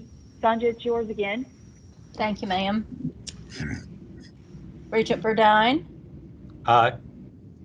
Chair Green, Aye. Regent Hatch, Aye. Vice Chair Reynolds. Aye. Motion carries. All right, similar to our last discussion, we're going to turn it back over to Russ to have the tenure and promotion recommendations for our community colleges. Yes, ma'am. And as a prelude to this, I want to just pause and talk to the board a little bit about some background about how these recommendations come forth from both the colleges and presidents on up to the board. And this is, of course, similar to how the TCATs operate, but thought we'd use the community colleges as an example. And the first thing you note on this background slide here is the length of time and the length of the review that goes into a recommendation that's made ultimately, of course, by the president to the board for promotion and tenure of faculty. There are numerous checks and balances in this process, which again occurs over the course of about 9 to 15 months usually. And it's obviously a recommendation that's not made lightly. It's made with considerable deliberation all the way up through the process. And it really begins at the department level with the faculty collecting the types of documents and artifacts reflecting their service, their scholarship, their teaching, that they think would be applicable to promotion and tenure. That's then, of course, reviewed by their peers and ultimately by a campus-wide committee before it's then recommended and reviewed by deans, the chief academic officer, ultimately the president, and before it comes to the board for consideration. And at each step of the way, there is an appeals process. And so again, this is a recommendation that comes before you today that has about a year runway time leading up to it. Again, a decision that is entered into with a lot of consideration and deliberation with quite a few checks and balances along the way. Next slide, please, Carol.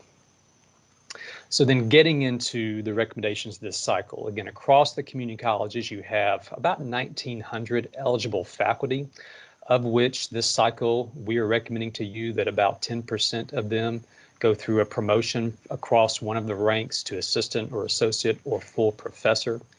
In addition, there are 83 tenure recommendations this cycle, the details of which, of course, are in your materials across our campuses, which will bring the total percentage of our faculty who would be tenured to a little over half.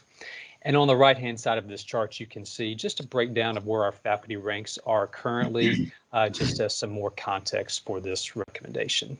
But again, Regent Green, these have been reviewed, of course, at the campus level as indicated, at the staff level, and are recommended to this board for action today. Great, thank you, Russ. Do we have any questions? Yeah, Chair Green, I have a question for Russ. This is Regent Hatch.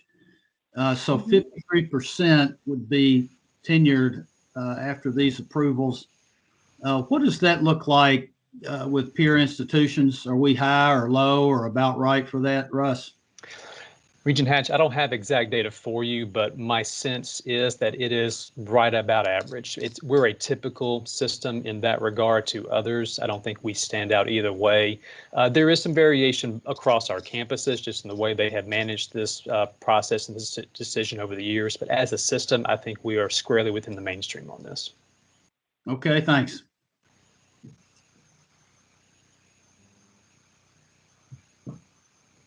Any other questions for Russ?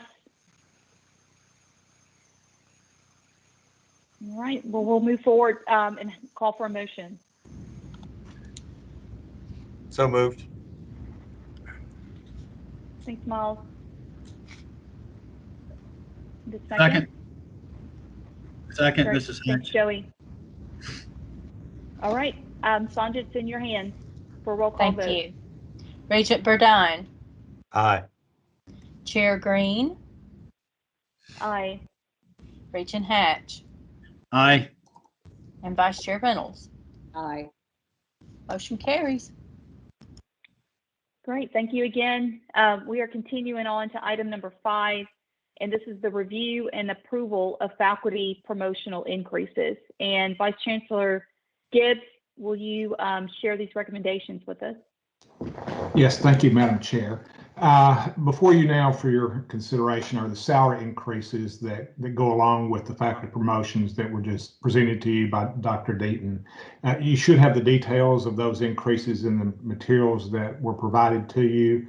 But in summary, the community college increases total $464,552 for the 192 promotions.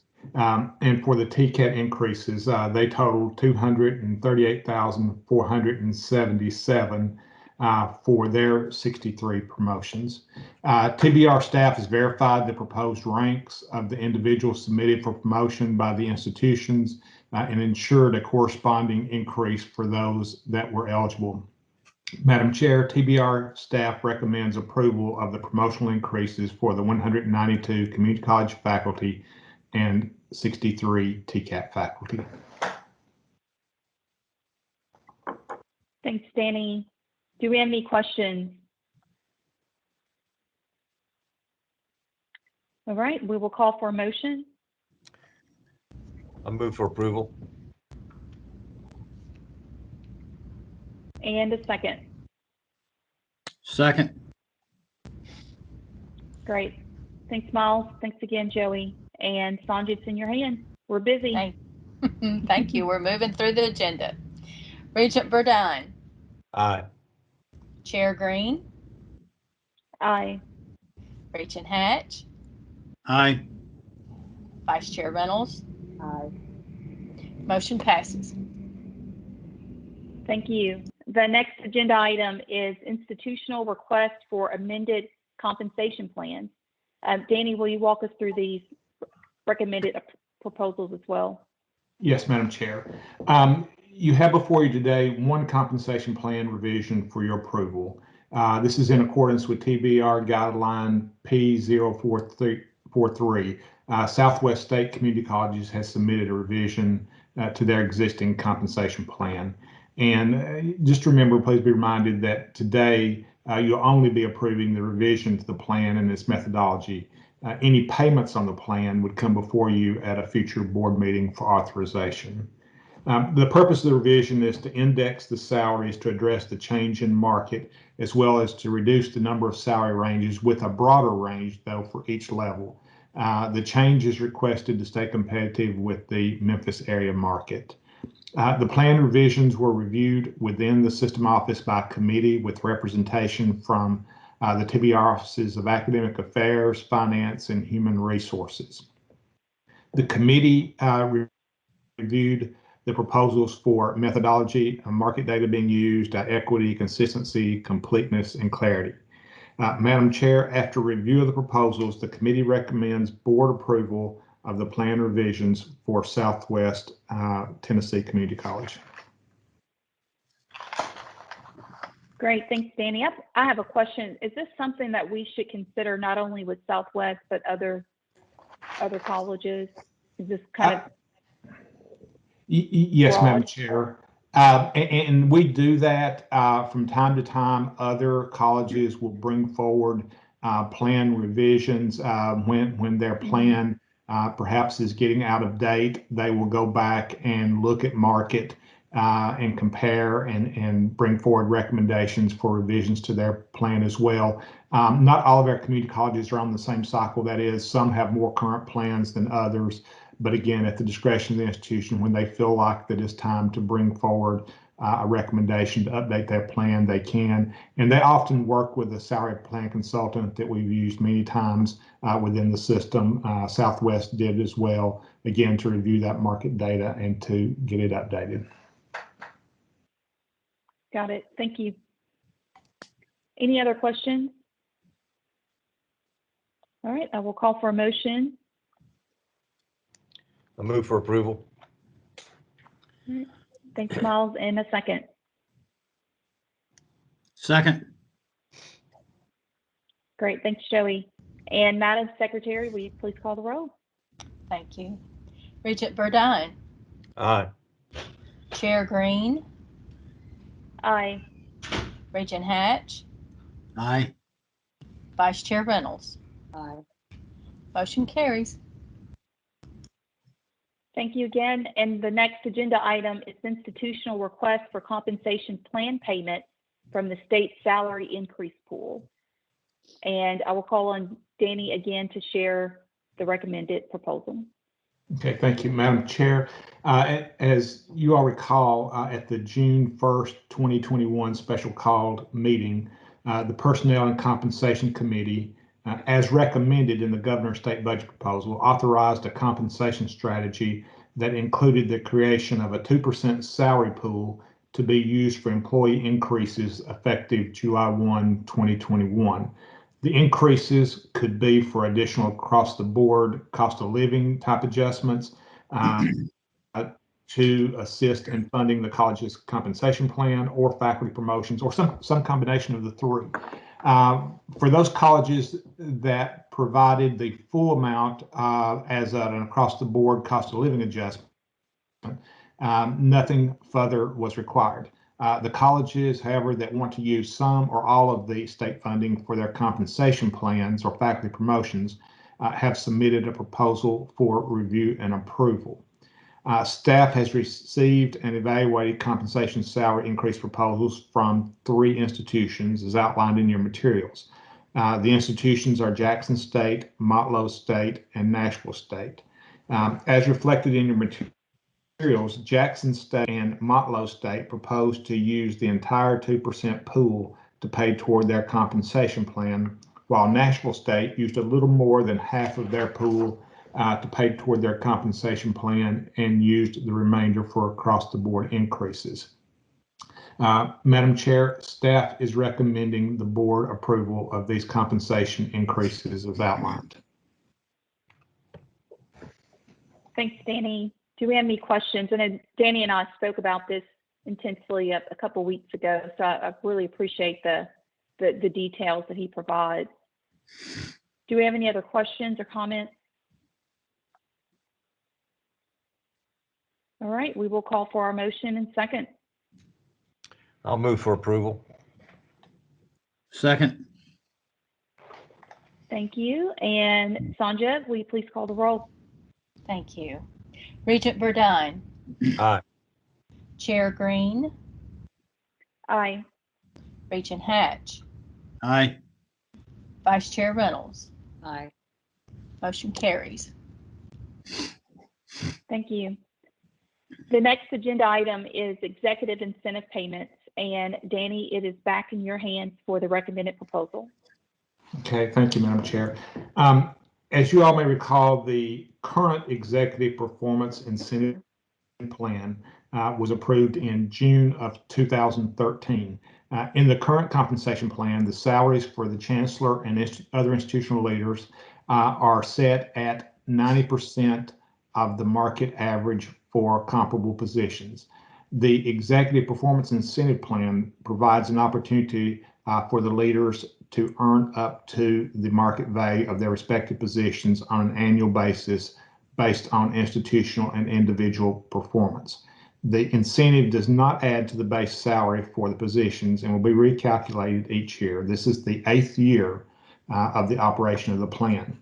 The eligible participants in the plan include the presidents of the community colleges and TCATs, as well as the chancellor. Now, there are two components to the plan. The first is metric-based.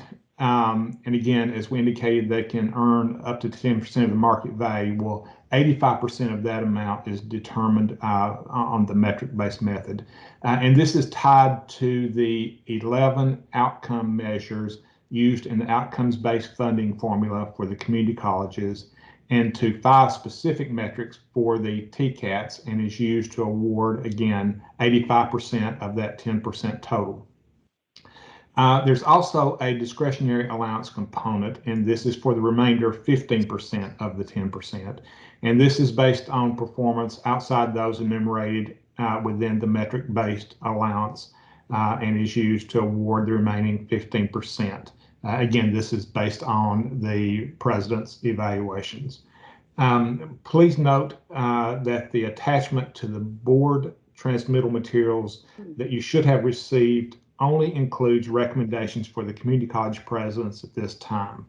COE, the accrediting agency for the TCATs, recently went through an upgrade of their computer systems, and as a result was unable to provide us all the data that we needed to calculate the incentive payments for the TCAT presidents at this time. However, we expect to receive all the information that we need from them next week. So that leaves us with a couple options for the TCAT presidents. One option would be to wait until the September meeting to present the recommendations for your consideration. The second option would be for the committee to delegate the authority to Chancellor Tidings to review and approve the incentive payments for the TCAT presidents after consultation with Vice Chair Reynolds and Chair Green. With regard to the Chancellor's incentive payment, the payment recommendation for the Chancellor will be presented at the September meeting after final action is taken today on her evaluation. Therefore, given all of this, Madam Chair, with regards to recommended action, it is the staff's recommendation to award the metric and discretionary incentive payments as detailed in the attachment of the board transmittal materials that you should have received. Furthermore, it is our recommendation that you delegate to Chancellor Tidings so that she, after consultation with Vice Chair Reynolds and Madam Chair Green, may authorize the payments to the TCAT presidents. Again, this will allow them to receive their payments at the same time as the community college presidents. And this information, again, will be included in the interim action report that you'll receive for the September board meeting.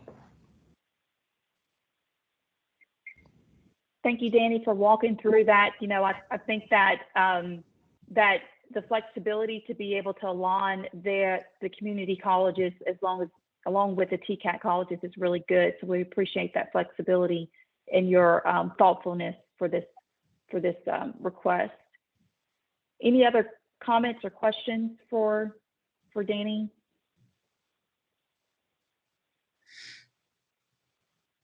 All right, hearing none, then we will call for a motion in a second. I agree with the recommended action and therefore move for approval. Great, thanks, Miles. Second, Hatch. Thank you. And Sanja, will you please call the roll call vote? I'll be glad to. Regent Burdine. Aye. Chair Green. Aye. Regent Hatch. Aye. Vice Chair Reynolds. Aye. Motion carries. Thank you. The next agenda item, we're still moving in there, so thank you guys for hanging on with us. We're almost at the end. Is the President Emeritus contracts, and we are engaging General Counsel Brian Lapp for the recommended proposal. Thank you, Madam Chair. A little bit of background for those of you who have not been on the board very long is that the presidents who are hired prior to September 1st, 2002, and who meet certain other criteria are eligible to be appointed President Emeritus and receive payments up to 20% of their final salary for consulting duties that they undertake on behalf of the college. They then are required to file a report of their activities and get it approved by the institutional president who is responsible for working with them. If the board is satisfied with those reports, then the board may renew the contracts for the coming year, subject to availability of institutional funding. Attached to your materials, you have 8 reports for fiscal year 2020-2021 and a request from 6 individuals to have their contracts renewed. Dr. Powers, who had contracts with 2 institutions, is not requesting renewal. The current presidents have met with the President's Emeritus. The presidents have signed off on the work for the previous fiscal year, or the year we're just ending, I guess I should say, and have approved the 6 requests for contract renewals for the coming fiscal year. So you're now requested to approve the 8 reports submitted and to renew the 6 requests for next year. If you do so, Chancellor Tydings is responsible for sending the memo on your behalf to the state legislators and state bodies that is included in your transmittal materials. Thank you, Brian. Just a quick question. If one of the President Emeritus, if they're not requesting renewal this year, are they eligible to request renewal for next year? Is that an option, or is this kind of stop it once there's a break-in cycle? You know, I'm not sure. I don't know that there has to be I don't know that I'd need to go back and look at the statute. I don't know that it couldn't be renewed.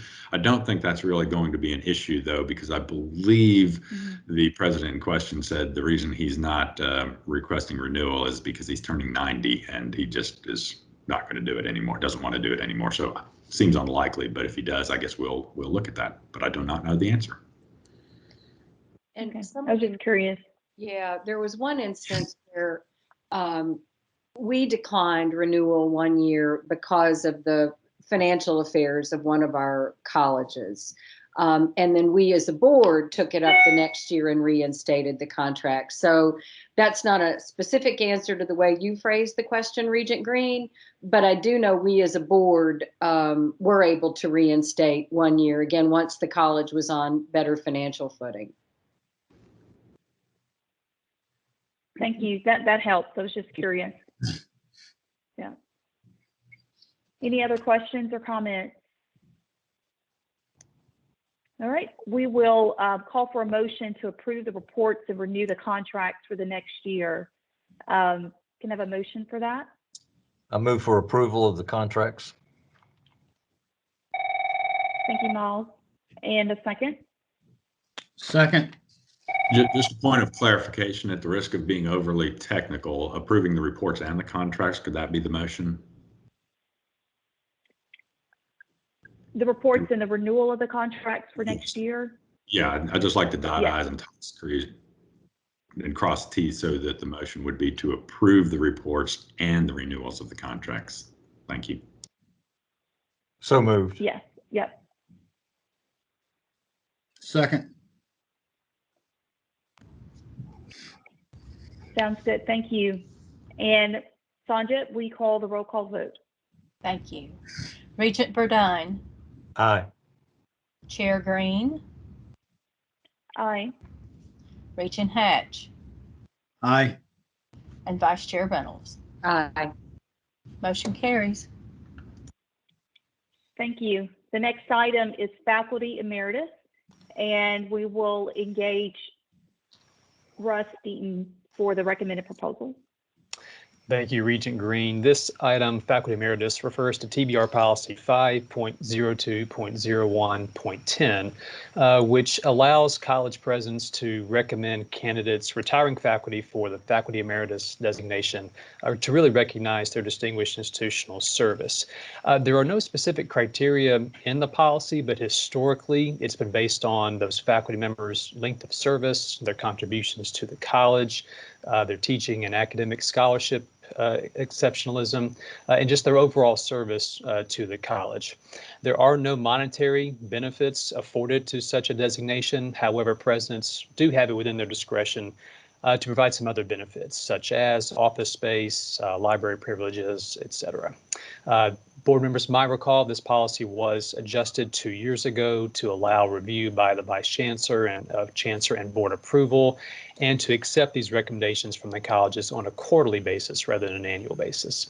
The 5 individuals being recommended for faculty emeritus status are listed here, and their bios and details are in your materials, and we are recommending them for approval. Thank you, Russ. Do we have any other questions or comments? All right, we will call for a motion to approve the plans as presented. I move for approval. Second. Thank you. And Sandra, will you please call the roll call vote? Thank you. Regent Burdine, Aye. Chair Green, Aye. Regent Hatch, Aye. and Vice Chair Reynolds. Aye. Motion passes. Great, thank you. The last agenda item is the evaluation of Chancellor Tidings. A memo was provided to you with the results of the feedback for the Chancellor's biannual evaluation. This feedback was requested and received from the presidents of the community colleges, TCAT, board members, and executive staff. The results have been reviewed with the Chancellor. Vice Chair Reynolds and I had that discussion not too long ago. And as you may remember, this memo really addressed several items that are regarded to the Chancellor's performance. This performance was used with an anonymous online survey, and process was really there to be able to have observations, consolidate, and make sure that we're able to provide some really poignant conversation and comments to the Chancellor.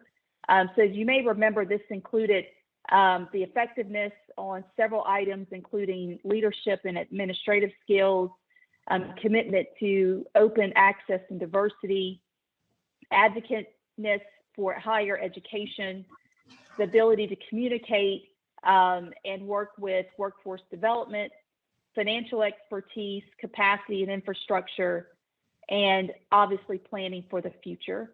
And so those results were exceptional. We have an exceptional leader, and we are so thankful that she is connected to our board and the college system. So based on the feedback that we've received, I am making a motion for a rating of exceeds requirements, which was supported by the feedback from all that took the survey. Any questions or comments or how we want to give our high praise to our leader?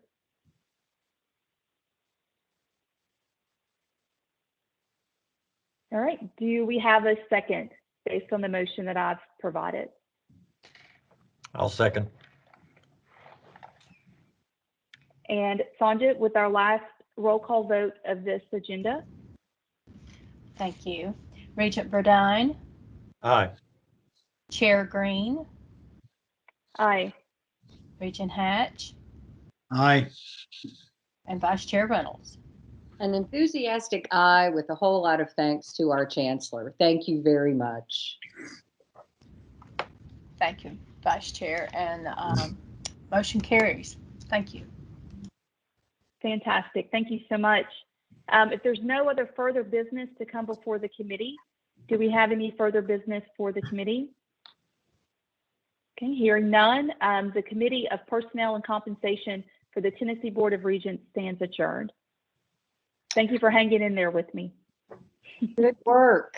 So Regent Green, I was just sitting here thinking, I'm not sure about this, but 11 roll call votes all in order might well be a record for any of our committees. So well done.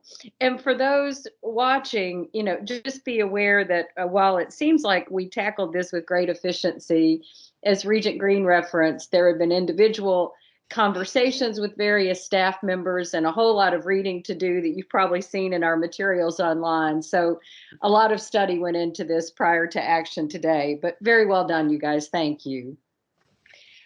With that, Regent Apple, are you ready to tackle academic policies, programs, and student life? Good morning, and thank you, Vice Chair Reynolds. Yes, indeed, we are. I would like to call to order the Committee on Academic Policies and Programs and Student Life. And Madam Secretary, would you call our roll? Thank you, Madam Chair. I'll be glad to. Chairman Apple. Here.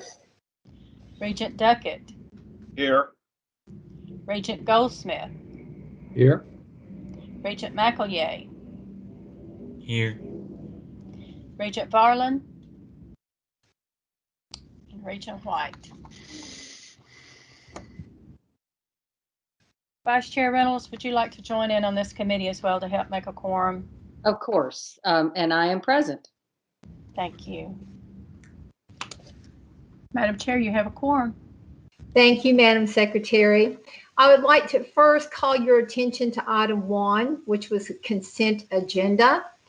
The first one being the proposed revision to TBR policy 2030101, undergraduate academic retention and GPA standards. Second, proposed revision to TBR policy 6030000, sexual misconduct. 3, proposed revision to TBR policy 1060005, procedures for cases subject to the Uniform Administrative Procedures Act. And 4th, proposed revisions to TBR policy 3020001, student conduct and disciplinary procedures. These materials and the information were provided to you earlier, and we discussed these at committee chairs meeting and agreed to move them to consent agenda. Do I have any questions at this point? Then I'd like to call for a motion to approve this consent agenda. So moved, Duckett. Second.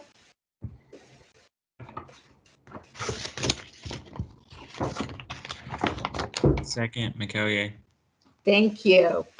Madam Secretary, will you call the roll? Thank you. Chair Apple. Aye. Regent Duckett. Aye. Regent Goldsmith. Aye. Regent McEllier. Aye. And Vice Chair Reynolds. Aye. Motion carries. Thank you. We'll move to our next agenda item. This is for the proposed new technical program implementations, modifications, and terminations for the Tennessee Colleges of Applied Technology.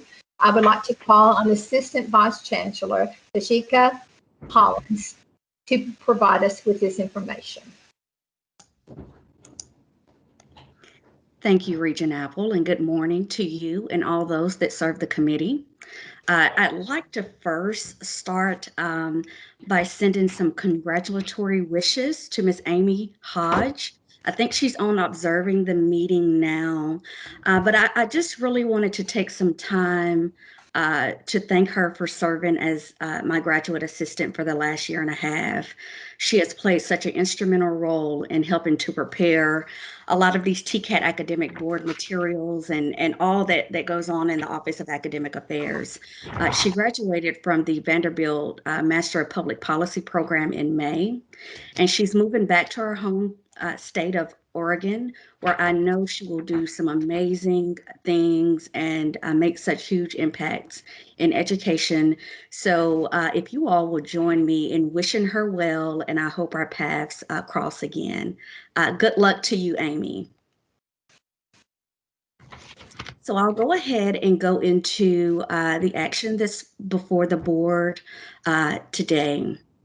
According to TBR policy 2010200, the board reserves to itself the authority to review and approve all new proposed actions pertaining to the establishment of diploma and certificate programs. To satisfy the requirements of the Council on Occupational Education, which is the accrediting body for the TCATs, the Office of Academic Affairs carefully reviewed 27 technical college program proposals and 7 programmatic modifications. These proposals are being presented for the board's review and approval. Implementation proposals for each program can be found in your board materials. In the next few slides, I would like to highlight some noteworthy collaboration and partnerships that support the recommended academic actions that are before you today.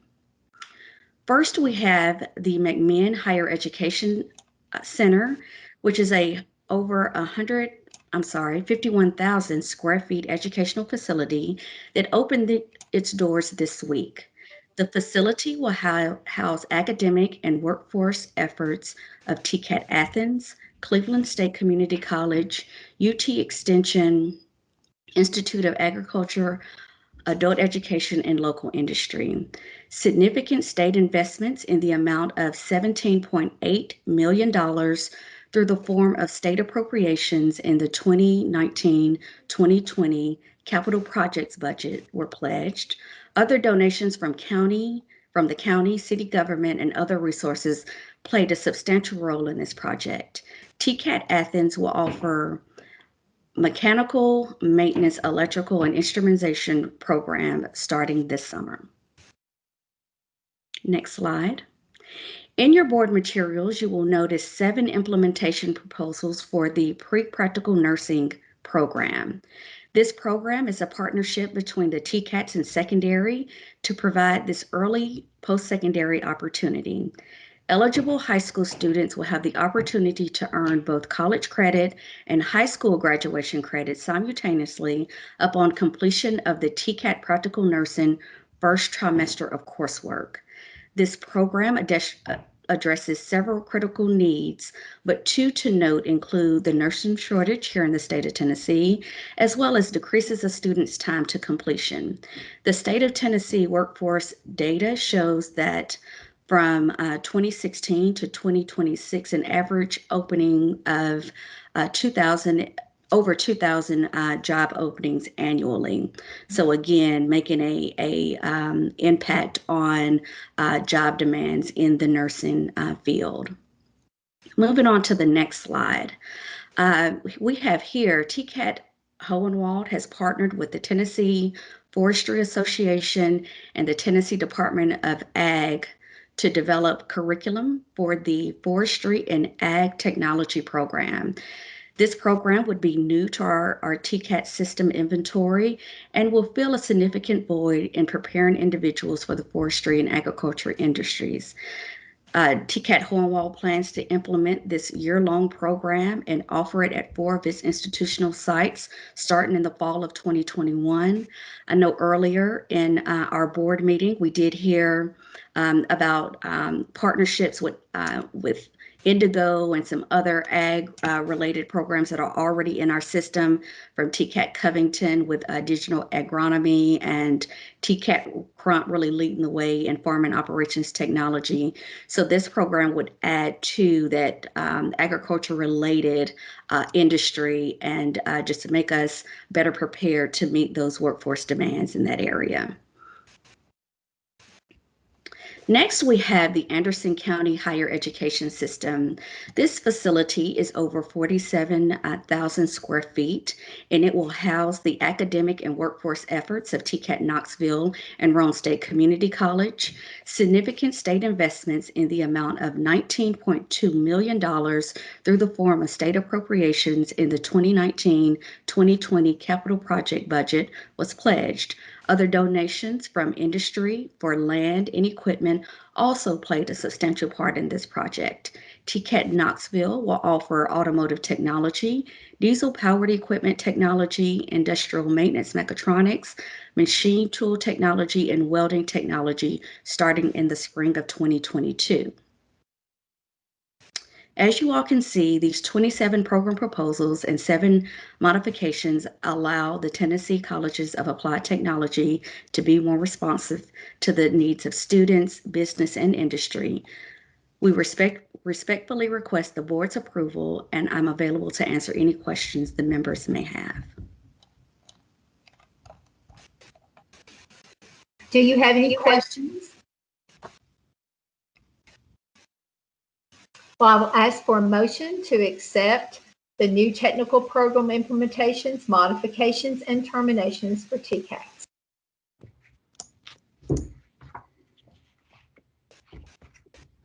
So moved. Thank you. Second? Second. Thank you. Any discussion? Madam Secretary, will you do a roll call, please? Thank you. Chair Apple. Aye. Regent Duckett. Aye. Regent Goldsmith. Aye. Regent McElgay. Aye. Vice Chair Reynolds. Aye. Motion carries. Thank you very much. I'll draw your attention to our last report, which is a report of accreditation summary report on the 2019-2020 actions. And before our Executive Vice Chancellor, Russ Deaton, speaks, I would just like to say thank you to him and his staff. Before these meetings happen, we have multiple conversations and information packets going back and forth. They're always done in such an excellent, concise, and clear manner. And I just want to say thank you, Dr. Deaton, to you and your staff for all that you do. And I'll turn it over to you for the accreditation report. Well, thank you, Regent Apple, and appreciate that, and a lot of great work from the staff, and appreciate the work they've done to get all this ready for you today. This last item is just a summary of recent accreditation actions that occurred throughout the fiscal year 2019-20. And I want to walk you through or summarize both actions taken by SACS COC, which accredits our community colleges, and the Council on Occupational Education, COE, which accredits our TCATs. Next slide, please, Carol. And again, just as background, SACS COC is one of the handful of regional accreditors around the U.S., a voluntary system of accountability that accredits schools, not exclusively, but mostly in the South, everyone, Vanderbilt, UT Knoxville, our colleges, et cetera. This is a robust and comprehensive accountability mechanism. It looks at colleges' finances, their learning outcomes, their student service offerings. It's quite a comprehensive review, and the affirmation cycle is every 10 years. And so every college will go through a reaffirmation of their accreditation every 10 years. That accreditation is important for a lot of reasons, but not the least of which is it triggers federal financial aid eligibility. So it's a really crucial component of accountability for the college. Throughout that 10-year cycle, though, our schools are also doing annual reports, which are required by SACS. They do a mid-cycle or a fifth-year interim report and are continuously making sure that SACS COC has the appropriate documentation they need to continue the college's good health. So throughout that any given year, most of our schools are doing something with SACS COC. Again, whether it's a substantive change to add a new off-campus site, the annual monitoring reports, or the more lengthy and involved fifth year or reaffirmation 10-year reports. Upcoming, though, we will, I'm sorry, one slide, please, Carol. You will see in future reports, hopefully, final action on Chattanooga State and Northeast's accreditation for their reaffirmation. And just recently, both Ball State and Roane State received a reaffirmation, which will be included in a future report. Some board members will recall, of course, you participated in those on-campus site visits, which SACS conducts towards the end of that reaffirmation process.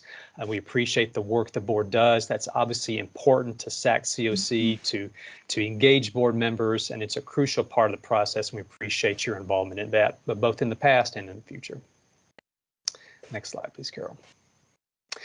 In addition to institutional accreditation, all of our programs on our campuses undergo annual reviews or periodic reviews to either acquire programmatic accreditation, which is discipline specific. So for instance, say the occupational therapy program would have a discipline specific accreditor that accredits that program within a campus, as well as peer and self-conducted academic audits and program reviews. The sum total of all this is that every program on our campuses does receive reviews either for reaccreditation by their body or just a self-assessment and review to ensure quality and ensure procedures are being followed and students are learning. Those are summarized here for your review, some of which, of course, relate to THEC's quality assurance funding, which is an element of the state appropriations they receive every year.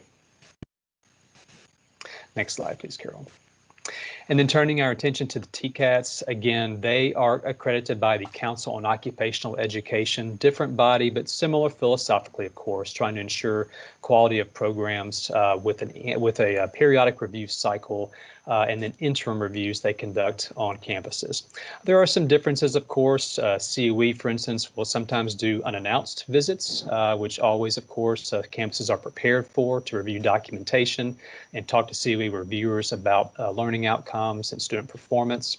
But throughout the cycle, which in COE's case is a 6-year review cycle, most of our TCATs are doing something every year with COE to either have new sites approved, such as the ones this body just approved, new programs, and of course, reaffirmations. Of note, the TCAT Jackson-Whiteville merger has recently received COE approval and is moving on to the next stage in that process with the U.S. Department of Education. But in the future, we have quite a few COE reaffirmation visits scheduled. You see those here. And of course, the board works closely with those colleges when necessary to make sure they have what they need to successfully go through that review cycle. And I'll be happy, Madam Chair, to answer any questions from board members regarding that. That's, of course, just informational item on both of these. Thank you.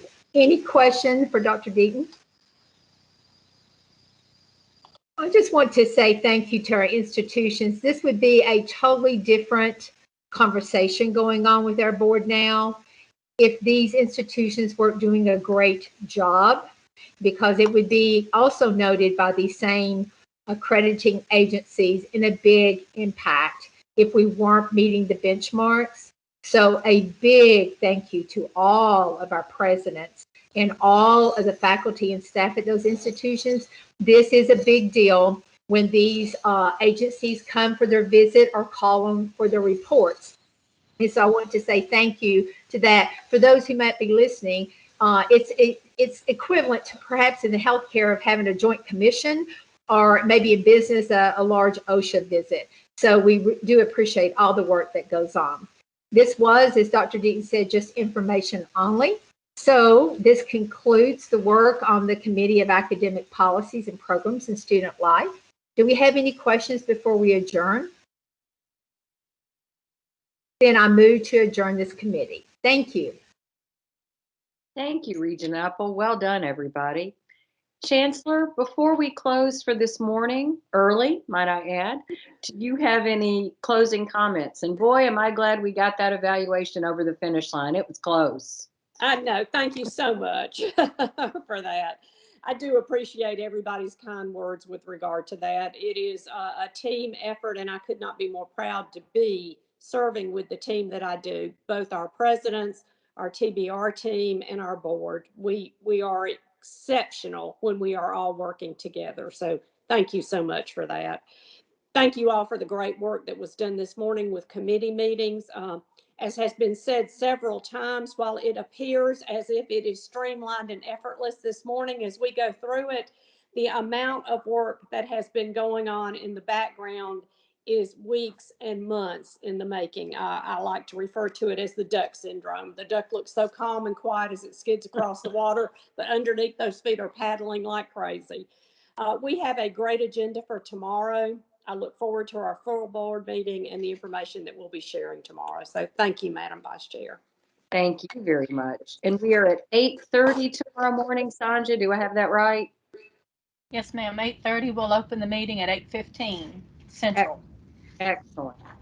So, well, as Chancellor said, thank you to everybody. And I know all of us are very grateful as we let off this meeting to Governor Lee and the Tennessee General Assembly for their leadership and their support of this great TBR system.